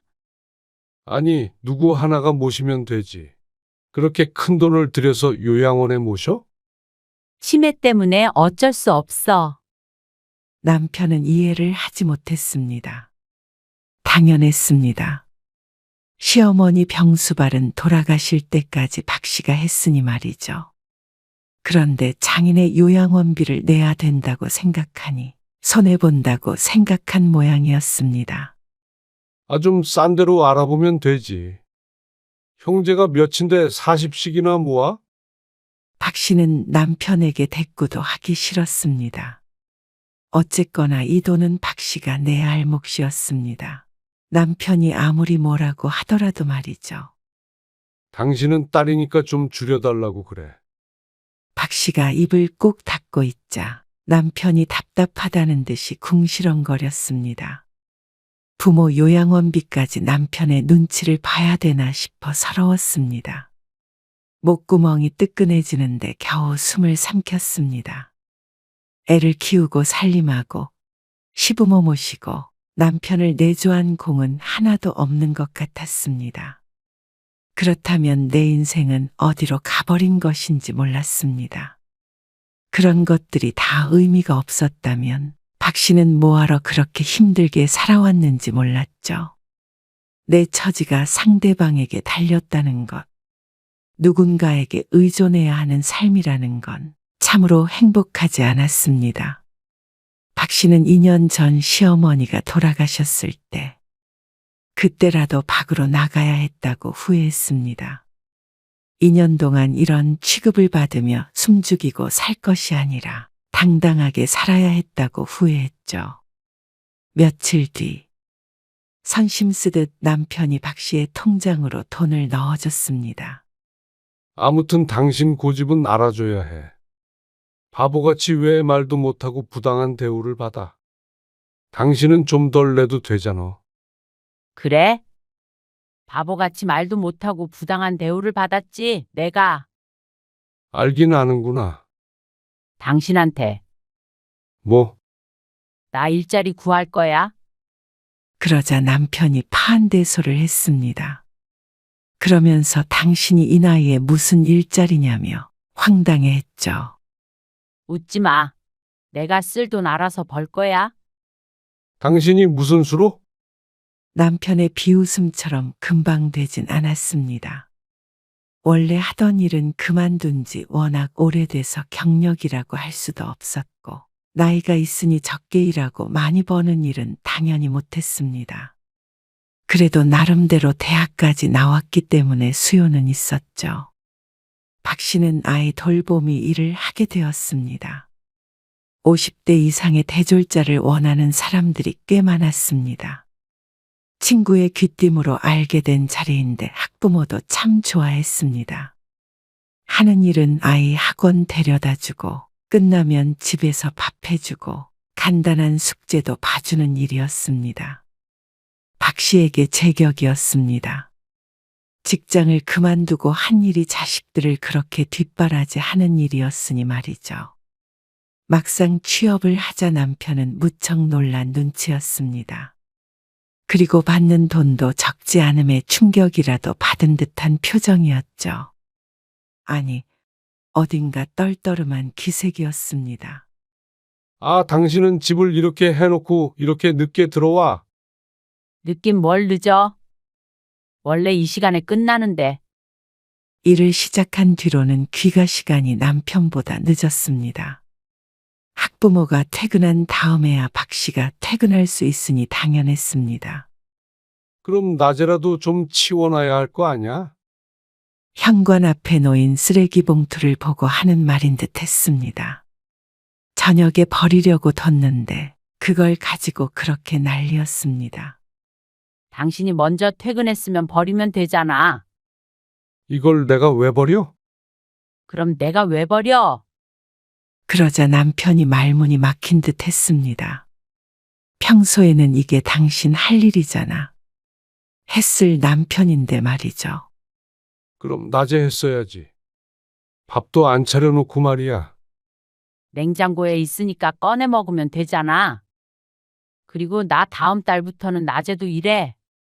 뭐, 아직 확정은 아니었지만 도서관 사서 보조 아르바이트 자리를 학부모에게 소개받았습니다. 물론 다닐 생각이 있었습니다. 남편과 이혼을 하려면 말이죠. 그리고 옷은 그게 뭐야? 내 옷이 왜? 일하려면 깔끔하게 입어야 해서 샀지. 남편은 하나부터 열까지 못마땅한 듯 했습니다. 집에 있을 땐 그렇게 한심한 사람 취급을 하더니 막상 일을 하러 밖으로 나가자 싫어하는 게 웃겼습니다. 그러고 다닐 시간에 집이라도 좀 돌보라고. 당신이나 나나 똑같이 일하는데 왜 나한테만 그래? 이 여자가 진짜. 적어도 옷 한 벌 내가 마음껏 살 수 있고 부모 병원비도 눈치 보지 않고 낼 수 있는 그 정도의 삶을 원했습니다. 그러려면 남편과는 함께 살 수 없었죠. 우리 이혼하자. 그래서 박 씨는 남편에게 이혼 선언을 했습니다. 남편은 당연히 노발대발했습니다. 그동안 먹여주고 재워줬더니 뭐? 이혼? 꼭 무슨 거지 주워다 키운 것처럼 말하네. 남편이 생각하는 박 씨는 딱 그 정도였습니다. 그걸 모르고 여태 살아왔으니 누구에게 하소연한들 소용이 없었습니다. 당신이 자랑스럽게 생각하는 두 아들 명문대 가도록 뒷바라지 했고, 당신이 벌어오는 돈 쪼개고 쪼개서 알뜰하게 살아서 재산 불렸어. 당신이 밖에서 일만 생각하면서 살 수 있었던 거 정말 당신 혼자 잘나서 그런 거라고 생각해? 그게 그럼 다 당신 덕이라는 거야? 그게 아니면 왜 당신은 내가 하고 싶은 일도 못하게 하고 집에 주저앉혔어? 그래놓고 나이 드니까 그렇게 식충이 취급을 해? 내가 그런 당신이랑 계속 같이 살 천칠라고 생각한 거야? 말은 청산유수네. 그래. 이혼해. 누가 무서울 줄 알고? 해보자. 누가 손해인가? 남편은 꼭 돈 한 푼 없이 박 씨를 쫓아낼 것처럼 굴었습니다. 하지만 그건 남편이 정하는 것이 아니었습니다. 법원이 정하는 것이었죠. 아무리 집에서 살림을 했다고 하더라도 그 공은 인정이 될 것이었습니다. 그리고 설령 그 돈이 적다고 하더라도 박 씨는 남편과 헤어질 것이었고 말이죠. 그런데 어디서 무슨 말을 들은 건지 아니면 심경의 변화가 온 건지 몰라도 남편이 말을 바꾸었습니다. 밥도 혼자 못 차려 먹는 남편이니 말년이 막막해서 그런 것 같기도 했습니다. 그만하면 됐어. 무슨 말인지 알아들었으니까 그만해. 알아들었으면 이혼을 해줘야지. 당신 진짜 이럴 거야? 나도 자립해서 살 거야. 이제 그럼 당신 맨몸으로 나가는 거야. 우리나라 법이 그렇게는 안 될걸? 재산도 나눠 가져야지. 그게 말이 돼?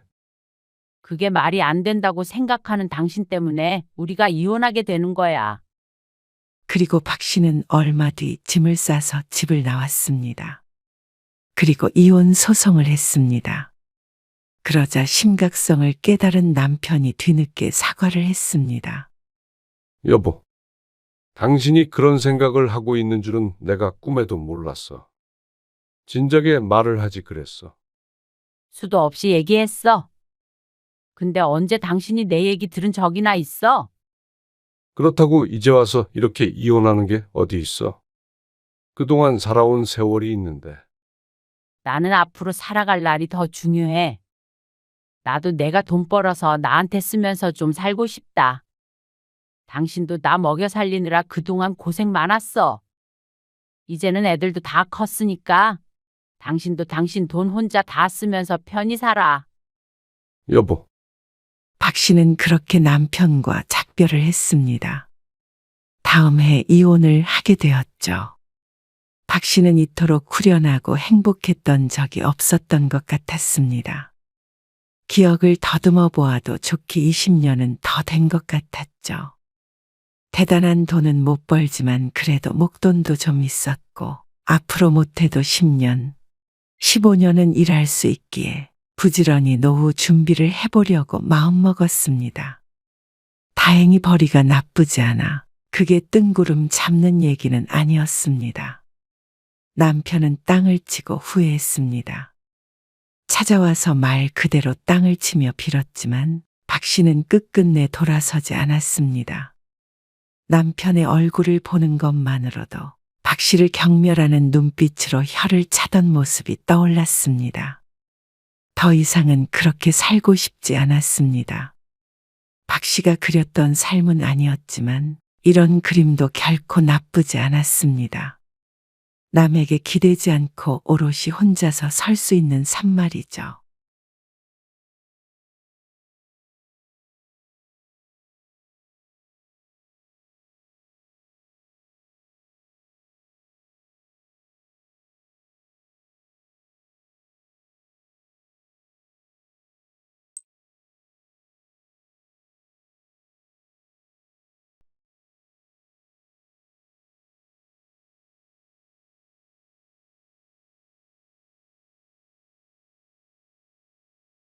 사실 엄마 아빠가 돈이 하나도 없어. 그게 무슨 소리예요? 말 그대로야. 앞으로 먹고 살기에도 막막해서 너희 도와줄 여력이 안 된다는 말이야. 아니, 이 집도 있고, 여태 모아두신 것도 있을 거고, 퇴직금도 있고 아버지 주식도 하셨잖아요. 맞아. 농담하는 거지? 이런 걸로 왜 농담을 해? 그래서 엄마 아빠가 사는 게 아니야, 요즘에. 아니, 어쩌다가 그렇게 됐는데요. 주식으로 다 날렸다. 뭐라고요? 직장도 이제는 안 다니지. 모아둔 돈은 다 까먹었지. 남은 건 이 집뿐인데. 이 집도 대출 받았어. 메꿀 돈이 있어서. 근데 문제는 앞으로야. 땡전 한 푼 없이 대출 있는 집 한 채만 가지고 어떻게 사냐? 대출 이자도 제대로 낼까 모르겠다. 너희 뒷바라지하고 결혼시키고 하느라 엄마 아빠는 이제 돈 없다. 노후 준비도 하나도 안 되어 있으니까 너희가 오히려 도와줘야 해. 도와주다니? 우리가 엄마 아빠를? 그래, 다음 달부터는 너희가 엄마 아빠 생활비 좀 보태줘. 아빠도 할 일 좀 찾아보긴 할 텐데 이 나이에 또 무슨 일을 구하겠냐? 어디 기사 보니까 은퇴 후에 노부부가 살아가려면 매달 최소 300만 원 정도는 필요하다고 하더라. 그래서 그걸 저희 보고 다 대라고요? 그래도 자식이 둘이라 다행이야. 젊었을 때 투자를 해놓으니까 든든하네. 아니요, 아버지, 잠시만요. 그건 잠시만요. 누나는 모르겠는데 저희는 아직 그럴 준비가 안 됐어요. 준비할 게 뭐가 있어? 너희한테 최대한 말 안 하려고 했는데. 하도 돈돈 하길래 어쩔 수 없었어. 그래도 이렇게 털어놓으니까 속이 다 후련하네. 오늘 이야기 속 주인공은 62세 고명국 씨입니다. 그리고 고 씨의 자식들에 관한 이야기입니다. 고 씨 부부는 돈 때문에 부모 자식 사이가 파탄이 날 수도 있다는 걸 몸소 알게 되었습니다. 그리고 그건 부모가 돈이 있든 없든 크게 상관이 없었습니다. 고 씨는 먹고 살 만큼 있었지만 그것 때문에 오히려 자식과 사이가 틀어졌습니다. 결혼해서 엄마 아빠가 되고서도 부모에게 자꾸만 손을 벌리는 자식들. 자식에게는 아무리 해줘도 고마운 줄 모르고 더 받았습니다. 그리고 많이 주면 당연하게 생각하고 적게 주면 서운하다고 투덜댔죠. 부모의 것을 당연하게 자신들의 것이라고 생각하고 당당하게 가져가려는 자식들. 고 씨 부부는 내가 가진 물질을 자식에게 필요 이상으로 쏟아붓는 것은 부모 자식 관계에 결코 긍정적인 영향을 미치지 않는다는 걸 깨달았습니다. 인생을 바쳐 키운 딸과 아들은 고 씨 부부를 자식들에게 인색 부모로 만들어 버렸습니다. 지금 잘 먹고 잘 살고 있는 게 순전히 자신들이 잘나서라고 생각하는 듯했죠. 그러면서도 끝까지 부모의 그른 밑바닥까지 박박 긁어 모든 것 뺏어가려는 자식들을 고 씨는 이제는 떼어내버리기로 했습니다. 그리고 방법은 생각보다 간단했죠. 고 씨는 딸 하나, 아들 하나가 있었습니다. 둘 다 사랑으로 키운 소중한 자식들이었습니다. 부족함 없이 키우려고 노력했고 실제로도 남부러울 것 없이 자랐습니다. 그렇게 하면 저절로 바르게 클 거라고 생각했습니다. 하지만 그렇지 않았죠. 뭐 하는 사람이라고? 개인 사업해. 무슨 사업? 인터넷 관련된 사업. 그래서 언제 결혼하려고 하는데? 내년 봄쯤에 할까 해. 첫째인 딸이 먼저 결혼을 했습니다. 고 씨 주변에 사업하다 패가망신한 사람들이 많아서 그런지 되도록이면 적게 벌더라도 회사원이 좋겠다고는 생각했지만 생각일 뿐이었습니다. 당연히 고 씨가 사위의 직업까지 결정할 수는 없었죠. 근데 나중에 알겠지만 재홍 씨네 부모님은 결혼하는데 보태주시지는 못한대. 마치 죄 지은 것을 고해성사하듯이 딸이 조용히 말했습니다. 하지만 고 씨는 그것은 크게 문제라고 생각하지 않았습니다. 자식들 결혼할 때 보태는 것은 부모 능력껏 하는 것이라고 생각했습니다. 30 넘은 자식들이니 각자 모아둔 돈도 있을 것이고 말이죠. 고씨는 자식들 결혼할 때 보태주긴 할 것이지만 역시나 능력 한에서 가능한 일이었습니다. 고씨는 그것보다 중요한 게 사위의 능력이라고 생각했습니다. 다행히 경제적 능력이 훌륭하다고 하니 다행이었죠. 그래서 고씨는 딸이 신혼집을 구할 때 전세금을 보태주었습니다. 딸이 모은 돈보다 많이 보태줬기에 일부 대출을 받고 꽤나 번듯한 곳에서 시작할 수 있었습니다. 민욱이 너도 누나 결혼할 때만큼 보태줄게. 이듬해 아들도 결혼 소식을 전했습니다. 그래서 상의를 하러 온 아들에게 고씨 부부가 말했습니다. 그보다 많거나 적으면 남매 간의 불화가 생길까봐 딱 그 정도만 생각하고 있었습니다. 하지만 아들은 그 말에 기뻐하기는커녕 인상을 찌푸렸습니다. 아, 근데 누나랑은 상황이 좀 다르지 않아요? 뭐가 달라? 누나는 매형네가 안 도와줘서 그런 거고요. 저희는 주인의 쪽에서도 좀 도와주신다고 하니까요. 그 얘긴 아들에게서 진작에 들어 알고 있었습니다. 7천만 원 정도를 지원해 주겠다고 한 예비사돈. 하지만 그렇다고 하더라도 상대 쪽에서 보태는 돈보다 고씨 부부가 지원해 주는 금액이 훨씬 더 많았습니다. 그런데 아들의 주장은 적어도 그만큼은 7천만 원 정도는 더 보태줬으면 한다는 것이었습니다. 고씨의 상식으로는 말도 안 되는 소리였죠. 그래도 제가 남잔데 30 초반밖에 안 된 아들이 남자 여자 따지는 소리에 황당했습니다. 반반하는 시대인데 그렇게 따지면 결혼 자체를 할 수 없었습니다. 집 한 채는 가지고 가야 했으니 말이죠. 아니야. 그건 안 되는 거야. 엄마 아빠도 딱 거기까지 가능해. 아들은 불만이 많아 보였지만 그 이상은 고씨 부부도 계획에 없던 일이었습니다.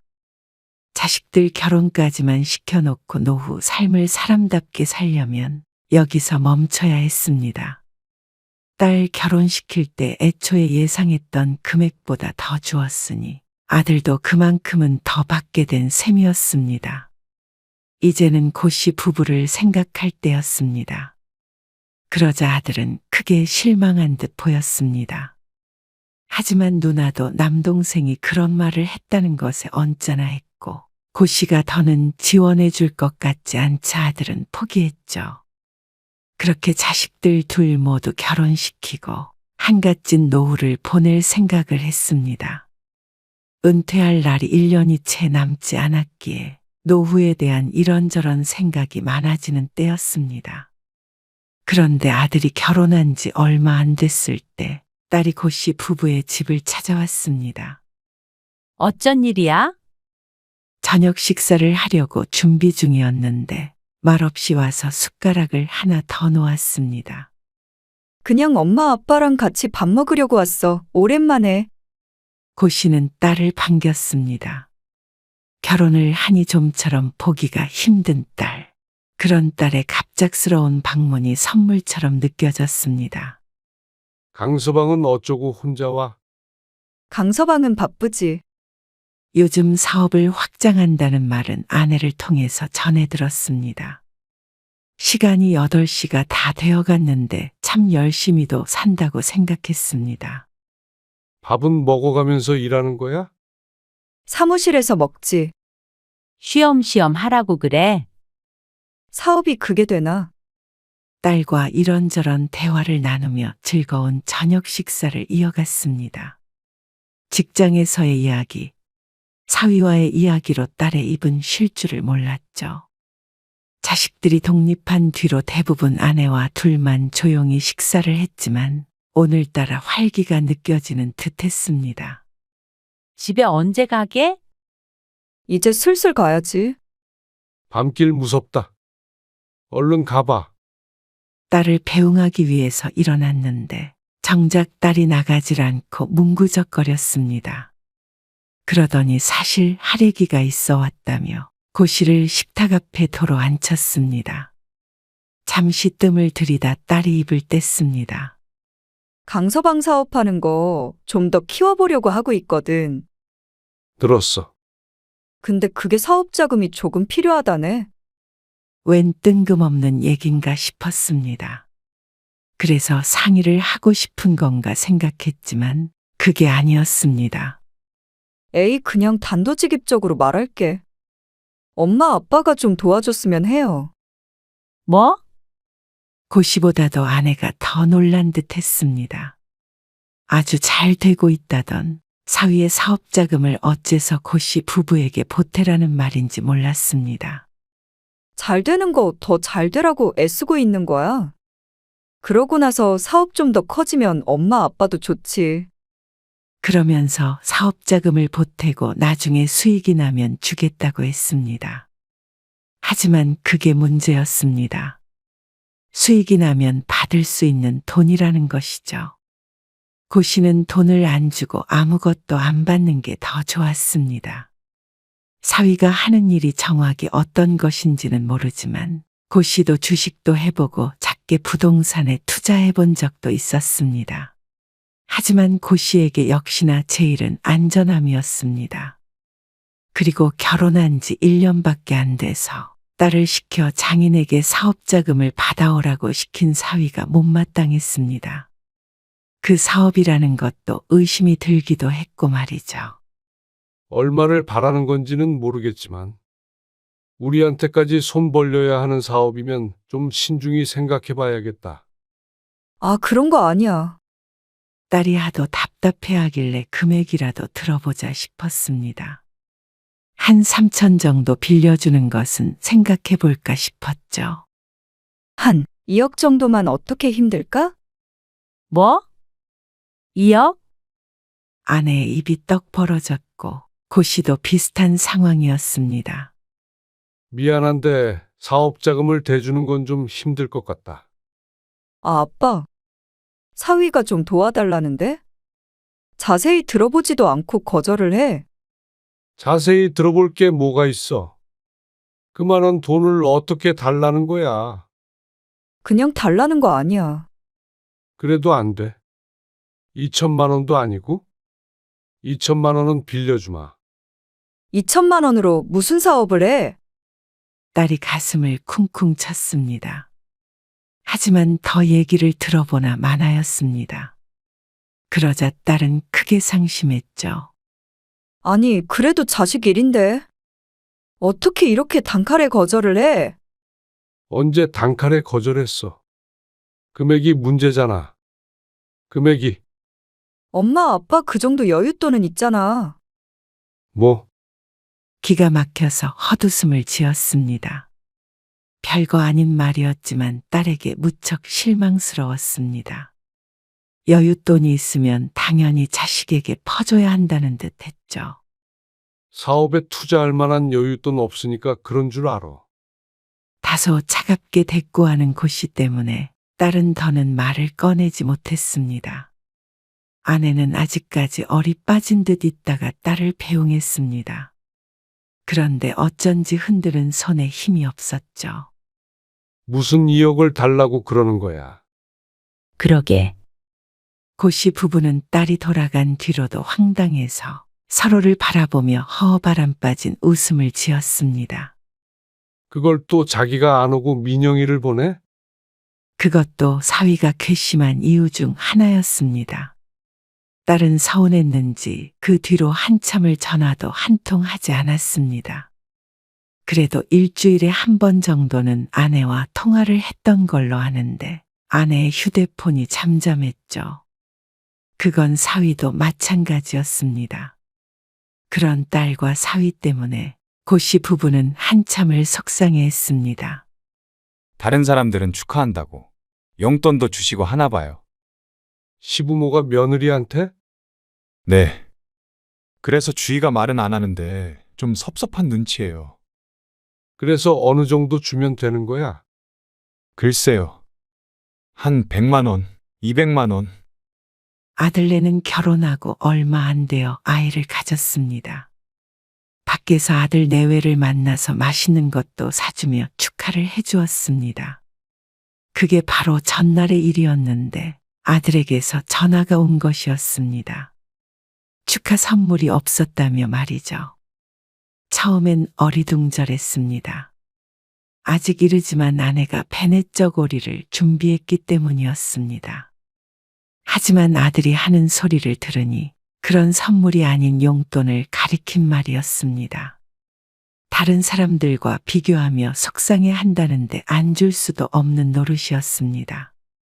그렇게 용돈을 갈취당하고 얼마 뒤에는 또 산후조리원 비도 내달라고 아들이 전화를 했죠. 그걸 누가 정해놨길래 이렇게 자꾸 돈을 달래? 정해 놓은 게 아니라 원래 그런 문화예요. 엄마 아빠가 마음에 우러나서 줘야 하는 거잖아. 어련히 알아서 할 텐데 왜 자꾸 그러냐? 이 돈 달라 저 돈 달라 하니 고시 부부로서도 기분이 좋지는 않았습니다. 꼭 맡겨놓은 돈을 달라는 식이었고 주지 않으면 천하의 나쁜 시부모가 된 것처럼 굴었습니다. 올해 송주 결혼식 말이에요. 그거 못 갈 것 같아요. 왜? 주말에 일 있어. 네, 갑자기 회사에 나가봐야 해서요. 급한 일이라. 그럼 어쩔 수 없지. 축의금 해야 하죠? 송주가 너희 결혼할 때도 냈잖아. 30만 원 한 것 같아요. 그거 제가 계좌로 보내드릴 테니까 가셔서 좀 전해주세요. 직접 이체하는 게 낫지 않아? 청첩장에 적혀 있던데. 그래도 직접 받는 게 좋죠. 그런가? 알겠어. 어느 날 조카의 결혼식을 이틀 앞둔 날이었습니다. 갑자기 참석을 못하게 됐다며 아들로부터 전화가 왔죠. 그래서 아들의 부탁으로 고씨 부부는 결혼식에 참석해 아들의 이름으로 축의금 30만 원을 전달했습니다. 그런데 당연히 미리 보낸 줄 알았던 30만 원은 통장에 찍혀 있지 않았습니다. 혹시 당신한테 보냈어? 축의금. 아니, 나는 들어오면 휴대폰 울리는데. 보내겠지? 하지만 하루가 더 지나도 일주일이 지나도 2주일이 지나도 소식이 없었습니다. 혹시나 까먹었나 싶어서 아들에게 메시지를 하나 보냈습니다. 전화까지 해서 재촉하기엔 사람이 괜스레 쪼잔해지는 것 같아서 말이죠. 그런데도 아들은 돈을 보내지 않았습니다. 그러다 손주를 봐주러 아내가 아들네 집에 간 날, 아내가 아들에게 물었더니 어리둥절한 반응을 보였다고 했습니다. 아, 분명 보냈는데 이상하다고 그러던데. 바로 보내준다고 그랬어. 근데 안 들어왔지? 큰 돈은 아니었지만 참 신경 쓰이게 하는 돈이었습니다. 처음부터 대신 내준 것이었다면 생각도 안 했을 돈이었는데 바로 보내주겠다고 했던 말 때문에 자꾸만 확인하게 되니 그것도 어느 정도는 스트레스였죠. 안 받으면 그만이라지만 그렇기엔 괘씸하기도 했습니다. 자꾸만 주겠다 하는 것도 오히려 줄 생각이 없어 보였죠. 그렇다고 빚쟁이도 아니고 30만 원 달라고 자꾸 메시지 보내기도 그렇다. 얼마 전에는 아내가 또 물어봤다는데 같은 대답을 들었고 여전히 돈은 못 받은 상태였습니다. 아이고, 그냥 받았다고 칩시다. 마음 같아서는 괘씸해서라도 받아내고 싶었지만 더는 거기에 에너지를 낭비하고 싶지 않았습니다. 그런데 그 뒤로도 비슷한 상황이 몇 번 더 연출이 되었습니다. 자잘한 돈이었습니다. 하지만 그게 여러 번 계속되니 어이가 없었죠. 이제 어린애도 아니고 돈도 벌고 가정도 있는 성인인데 부모에게 그러고 싶을까 하는 생각이 들었습니다. 주머니에서 돈 나가는 게 안 아까운 사람도 있나 싶었습니다. 아들은 아직도 어릴 때처럼 부모가 경제적인 부담을 더했으면 하는 바람이 있는 것 같았습니다. 그래서 자잘한 돈을 전부 받아냈습니다.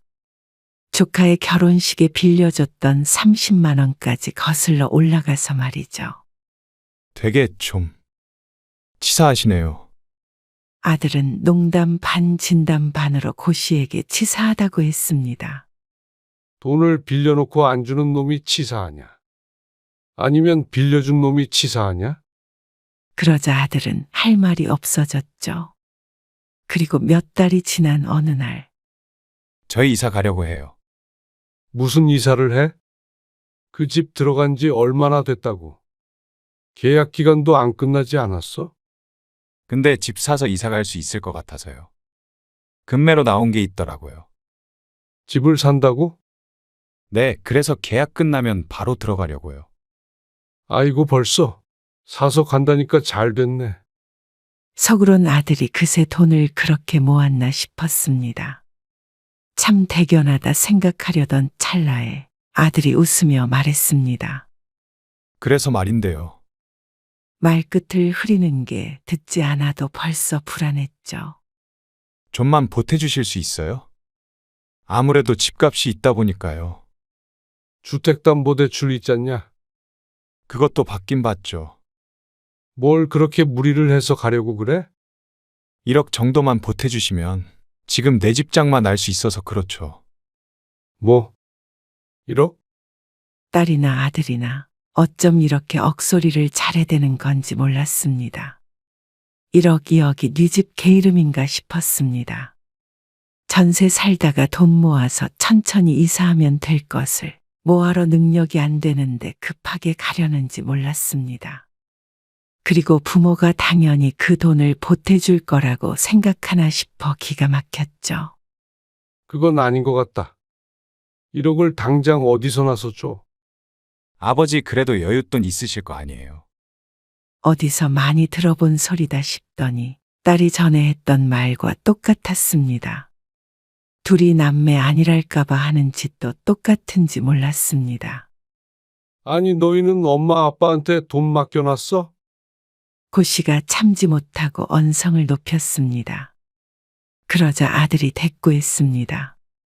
너희요. 누나도 돈 받아갔어요? 곧 눈에서 빛이라도 나올 듯 했습니다. 치사하게 누나만 주고 저는 안 주시는 거 아니겠죠? 네 누나도 안 줬어. 그러니까 너도 못 줘. 아니, 누나는 누나고 저는 저죠. 이번 기회 아니면 집 못 사요. 1억을 빌려줘도 나중에 어떻게 갚을 생각인데? 아무리 아들 며느리 둘 다 직장에 다녀도 애 키우면서 따로 1억을 모으기란 결코 쉽지 않은 일이었습니다. 돈을 받기도 전에 늙어 죽을 듯 했습니다. 엄마 아빠가 돈을 쌓아놓고 사는 줄 알아? 아빠 퇴직해서 이제 돈벌이도 없다. 아, 맞다. 퇴직금 있으실 거 아니에요. 생각 같아서는 아들의 주둥이를 한 대 콱 쥐어받고 싶었습니다. 하지만 실행에 옮기는 대신에 고씨는 아들을 집에서 내보냈습니다. 너희 결혼할 때 보태준 게 엄마 아빠가 해줄 수 있는 전부야. 아, 아버지. 얼른 가봐라. 거의 아들을 쫓아내다시피 했습니다. 그리고 꼭 잔 듯이 며칠 뒤에 딸이 또 찾아왔습니다. 그리고 또 고씨의 속을 긁어놓았죠. 민욱이 이사하는데 보태줄 거면 나도 줘. 뭐, 사업자금 말하는 거야? 사업자금으로 쓰던지 아니면 이사를 가던지 할 테니까. 어쨌거나 똑같이 줘. 밑도 끝도 없이 남동생과 똑같은 돈을 달라며 떼를 쓰는 딸. 자식들 눈에는 고씨 부부가 돈으로 보이나 싶어 거울을 한번 들여다보고 싶었습니다. 민욱이한테 돈 안 줬어. 앞으로도 안 줄 거고. 그것도 그래. 엄마 너무한 거 아니야? 너무하다고? 어떻게 부모가 자식들한테 그렇게 인색해? 민영이 너 그게 무슨 말이야, 엄마한테? 아니, 엄마, 아빠. 자식 결혼시키면 끝이야? 이제 우린 자식도 아니야? 그런 말이 어디 있어? 아니면 좀 도와줄 수도 있는 거잖아. 그때 사업자금 안 줘서 좋은 기회 날렸어. 그건 그래. 그렇다 쳐. 우리도 이제 전셋집 벗어나서 집 좀 사보자. 그래서 그 돈을 내놓으라는 거야. 황당해서 말도 안 나올 지경이었습니다. 아니면 엄마, 아빤 전 재산 꽉 쥐고 살게? 고씨 부부가 도대체 얼마를 쥐고 있다고 생각하고 이러는지 몰랐습니다. 딸만이 문제가 아니었습니다. 아들, 딸 둘 다 똑같았습니다. 여태 해준 걸로는 부족한 모양이었습니다. 하지만 고씨는 남들보다 자식에게 부족하게 해줬다고 생각하지 않았습니다. 고씨 부부가 해줄 수 있는 한은 최대한 뭐든 해주려고 노력했습니다. 그런데 은퇴한 부모에게 1억 내놔라, 2억 내놔라 하는 게 과연 정상적인 자식들인가 싶었습니다. 이제 자신들이 부모보다 더 활발하게 경제활동을 할 나이인데도 불구하고 늙은 부모에게 손을 벌리고 싶을까 궁금했죠. 오히려 너무 풍족하게 키운 것이 원인인가 생각했습니다. 고씨 부부가 대단한 자산가는 아니었지만 둘 다 안정적으로 일했고 평생 가정만 돌보며 살았기에 자식들은 결핍을 모르고 살았습니다. 그래서 성인이 되어서 필연적으로 느끼게 되는 결핍을 견딜 수가 없는 것이었죠.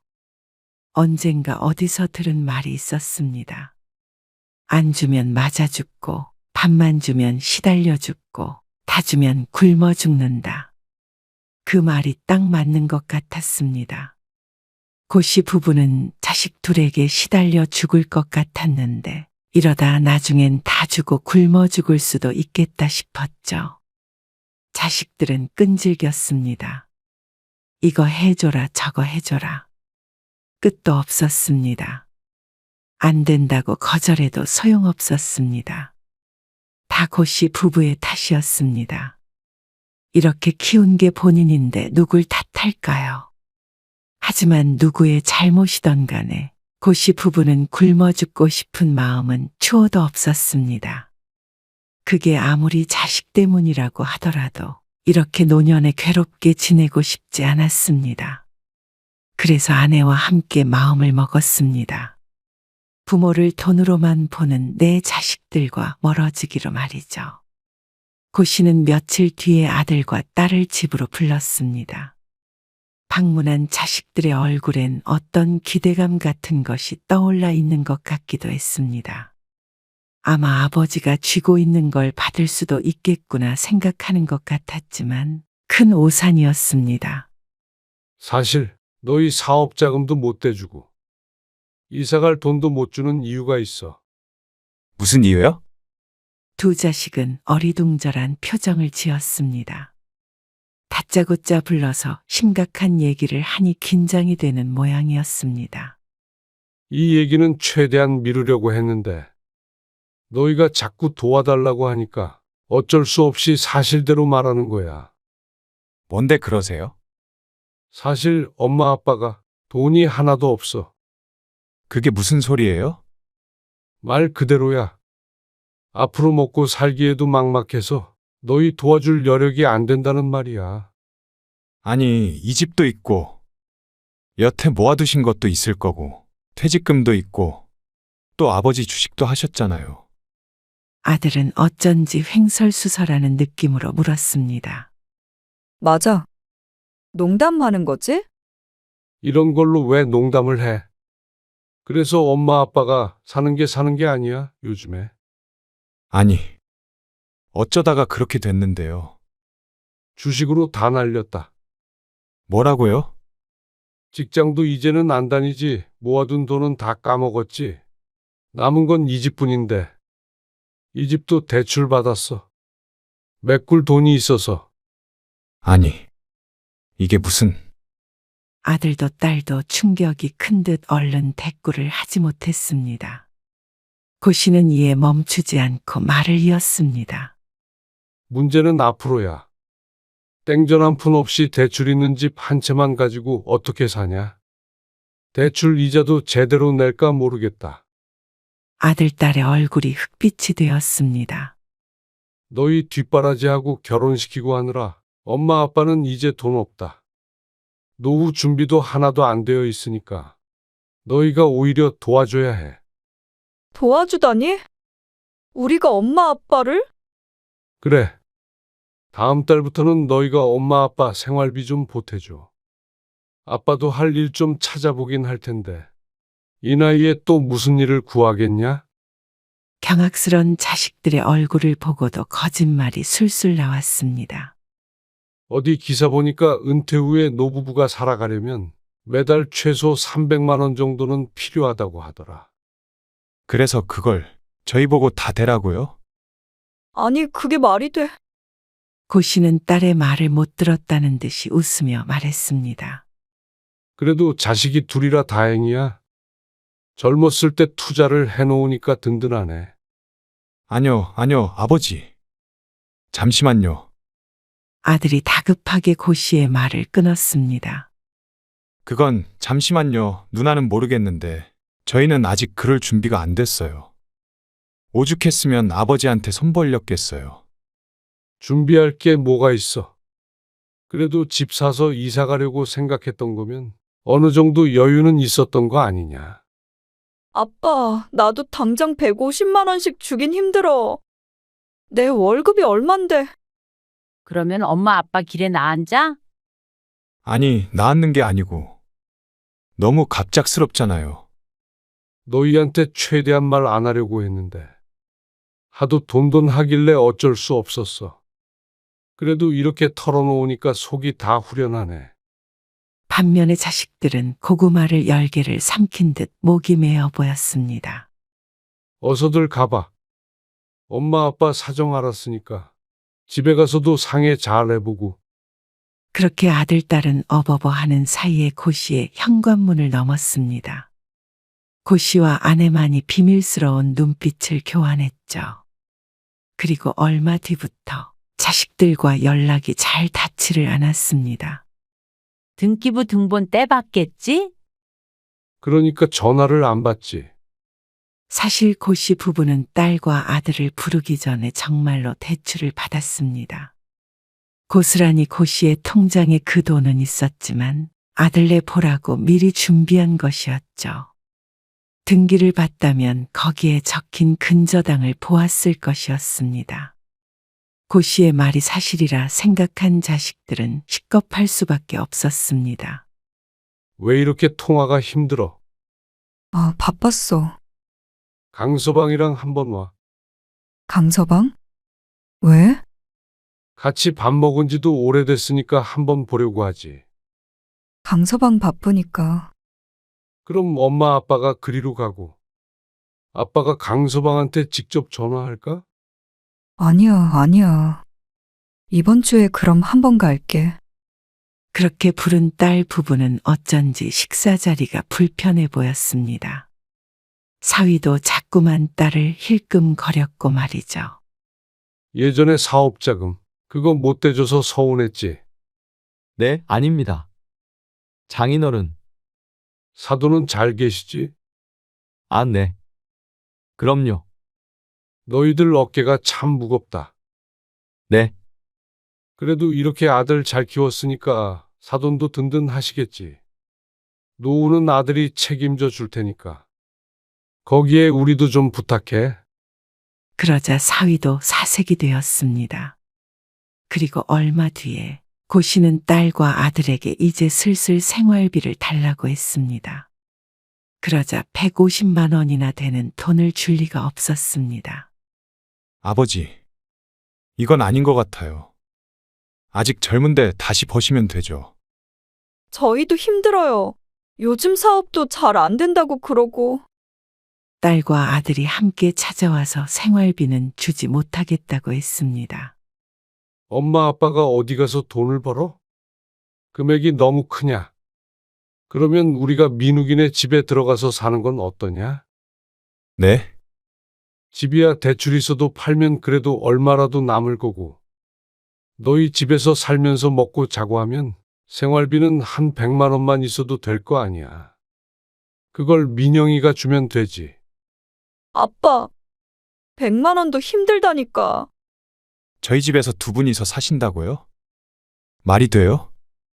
그게 부담스러우면 엄마 아빠 따로따로 민영이 집, 민욱이 집에서 살까? 한 사람씩 맡을래? 아니, 그게 무슨 경우야? 그런 사람들이 어디 있어요? 아니, 노후 대책도 없이 그렇게 태평하게 산 거야, 여태? 60 넘어서 주식으로 망하는 게 말이나 돼요? 60 넘은 부모에게 손 벌렸던 과거는 이미 잊은 듯 노후 대책이 어쩌고 하면서 화내는 자식들을 보니 실소가 나왔습니다. 어쩌면 빈말로라도 부모 걱정하는 자식이 하나도 없는지 몰랐습니다. 혹시라도 늙은 부모 부양해야 할까봐 불에 데인 듯한 반응을 보이는 자식들을 보기 씁쓸했죠. 고 씨는 그제서야 깨달았습니다. 내가 가진 걸 자식에게 필요 이상으로 쏟아붓는 건 부모 자식 관계에 결코 긍정적인 영향이 없다는 걸 말이죠. 자식들은 알아서 떨어져 나갔습니다. 모시는 게 아니라 연락도 자주 하지 않게 되었습니다. 이렇게 고 씨 부부가 연락을 끊어주길 바라는 듯 했죠. 그래서 고 씨도 마지막으로 자식들이 원하는 대로 해주기로 했습니다. 고 씨 부부는 이사를 했습니다. 평수는 좀 더 작지만 대신 깔끔하고 위치도 좋은 곳이었습니다.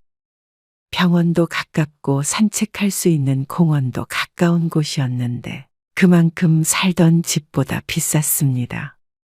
하지만 자식들에게 물려줄 생각을 안 하면 못할 것도 아니었습니다. 아들의 말처럼 모아둔 돈도 있었고 주식으로 큰 돈은 아니어도 용돈 벌이 정도는 충분히 하고 살았습니다. 그러니 노후에는 서로만 생각하고 살자 싶었습니다. 먹고 싶은 거 먹고 더 이상 아끼지 말고 좀 더 편하게 말이죠. 자식들에게 나중에 물려줄 걸 생각하고 사니 늘 부족한 것 같았지만 가진 거 다 쓰고 죽자고 생각하자 생활이 무척 풍요로워졌죠. 통장 잔고를 영원으로 만들고 갈 수는 없겠지만 적어도 자식 생각 안 하고 노후를 보내기로 마음먹었습니다.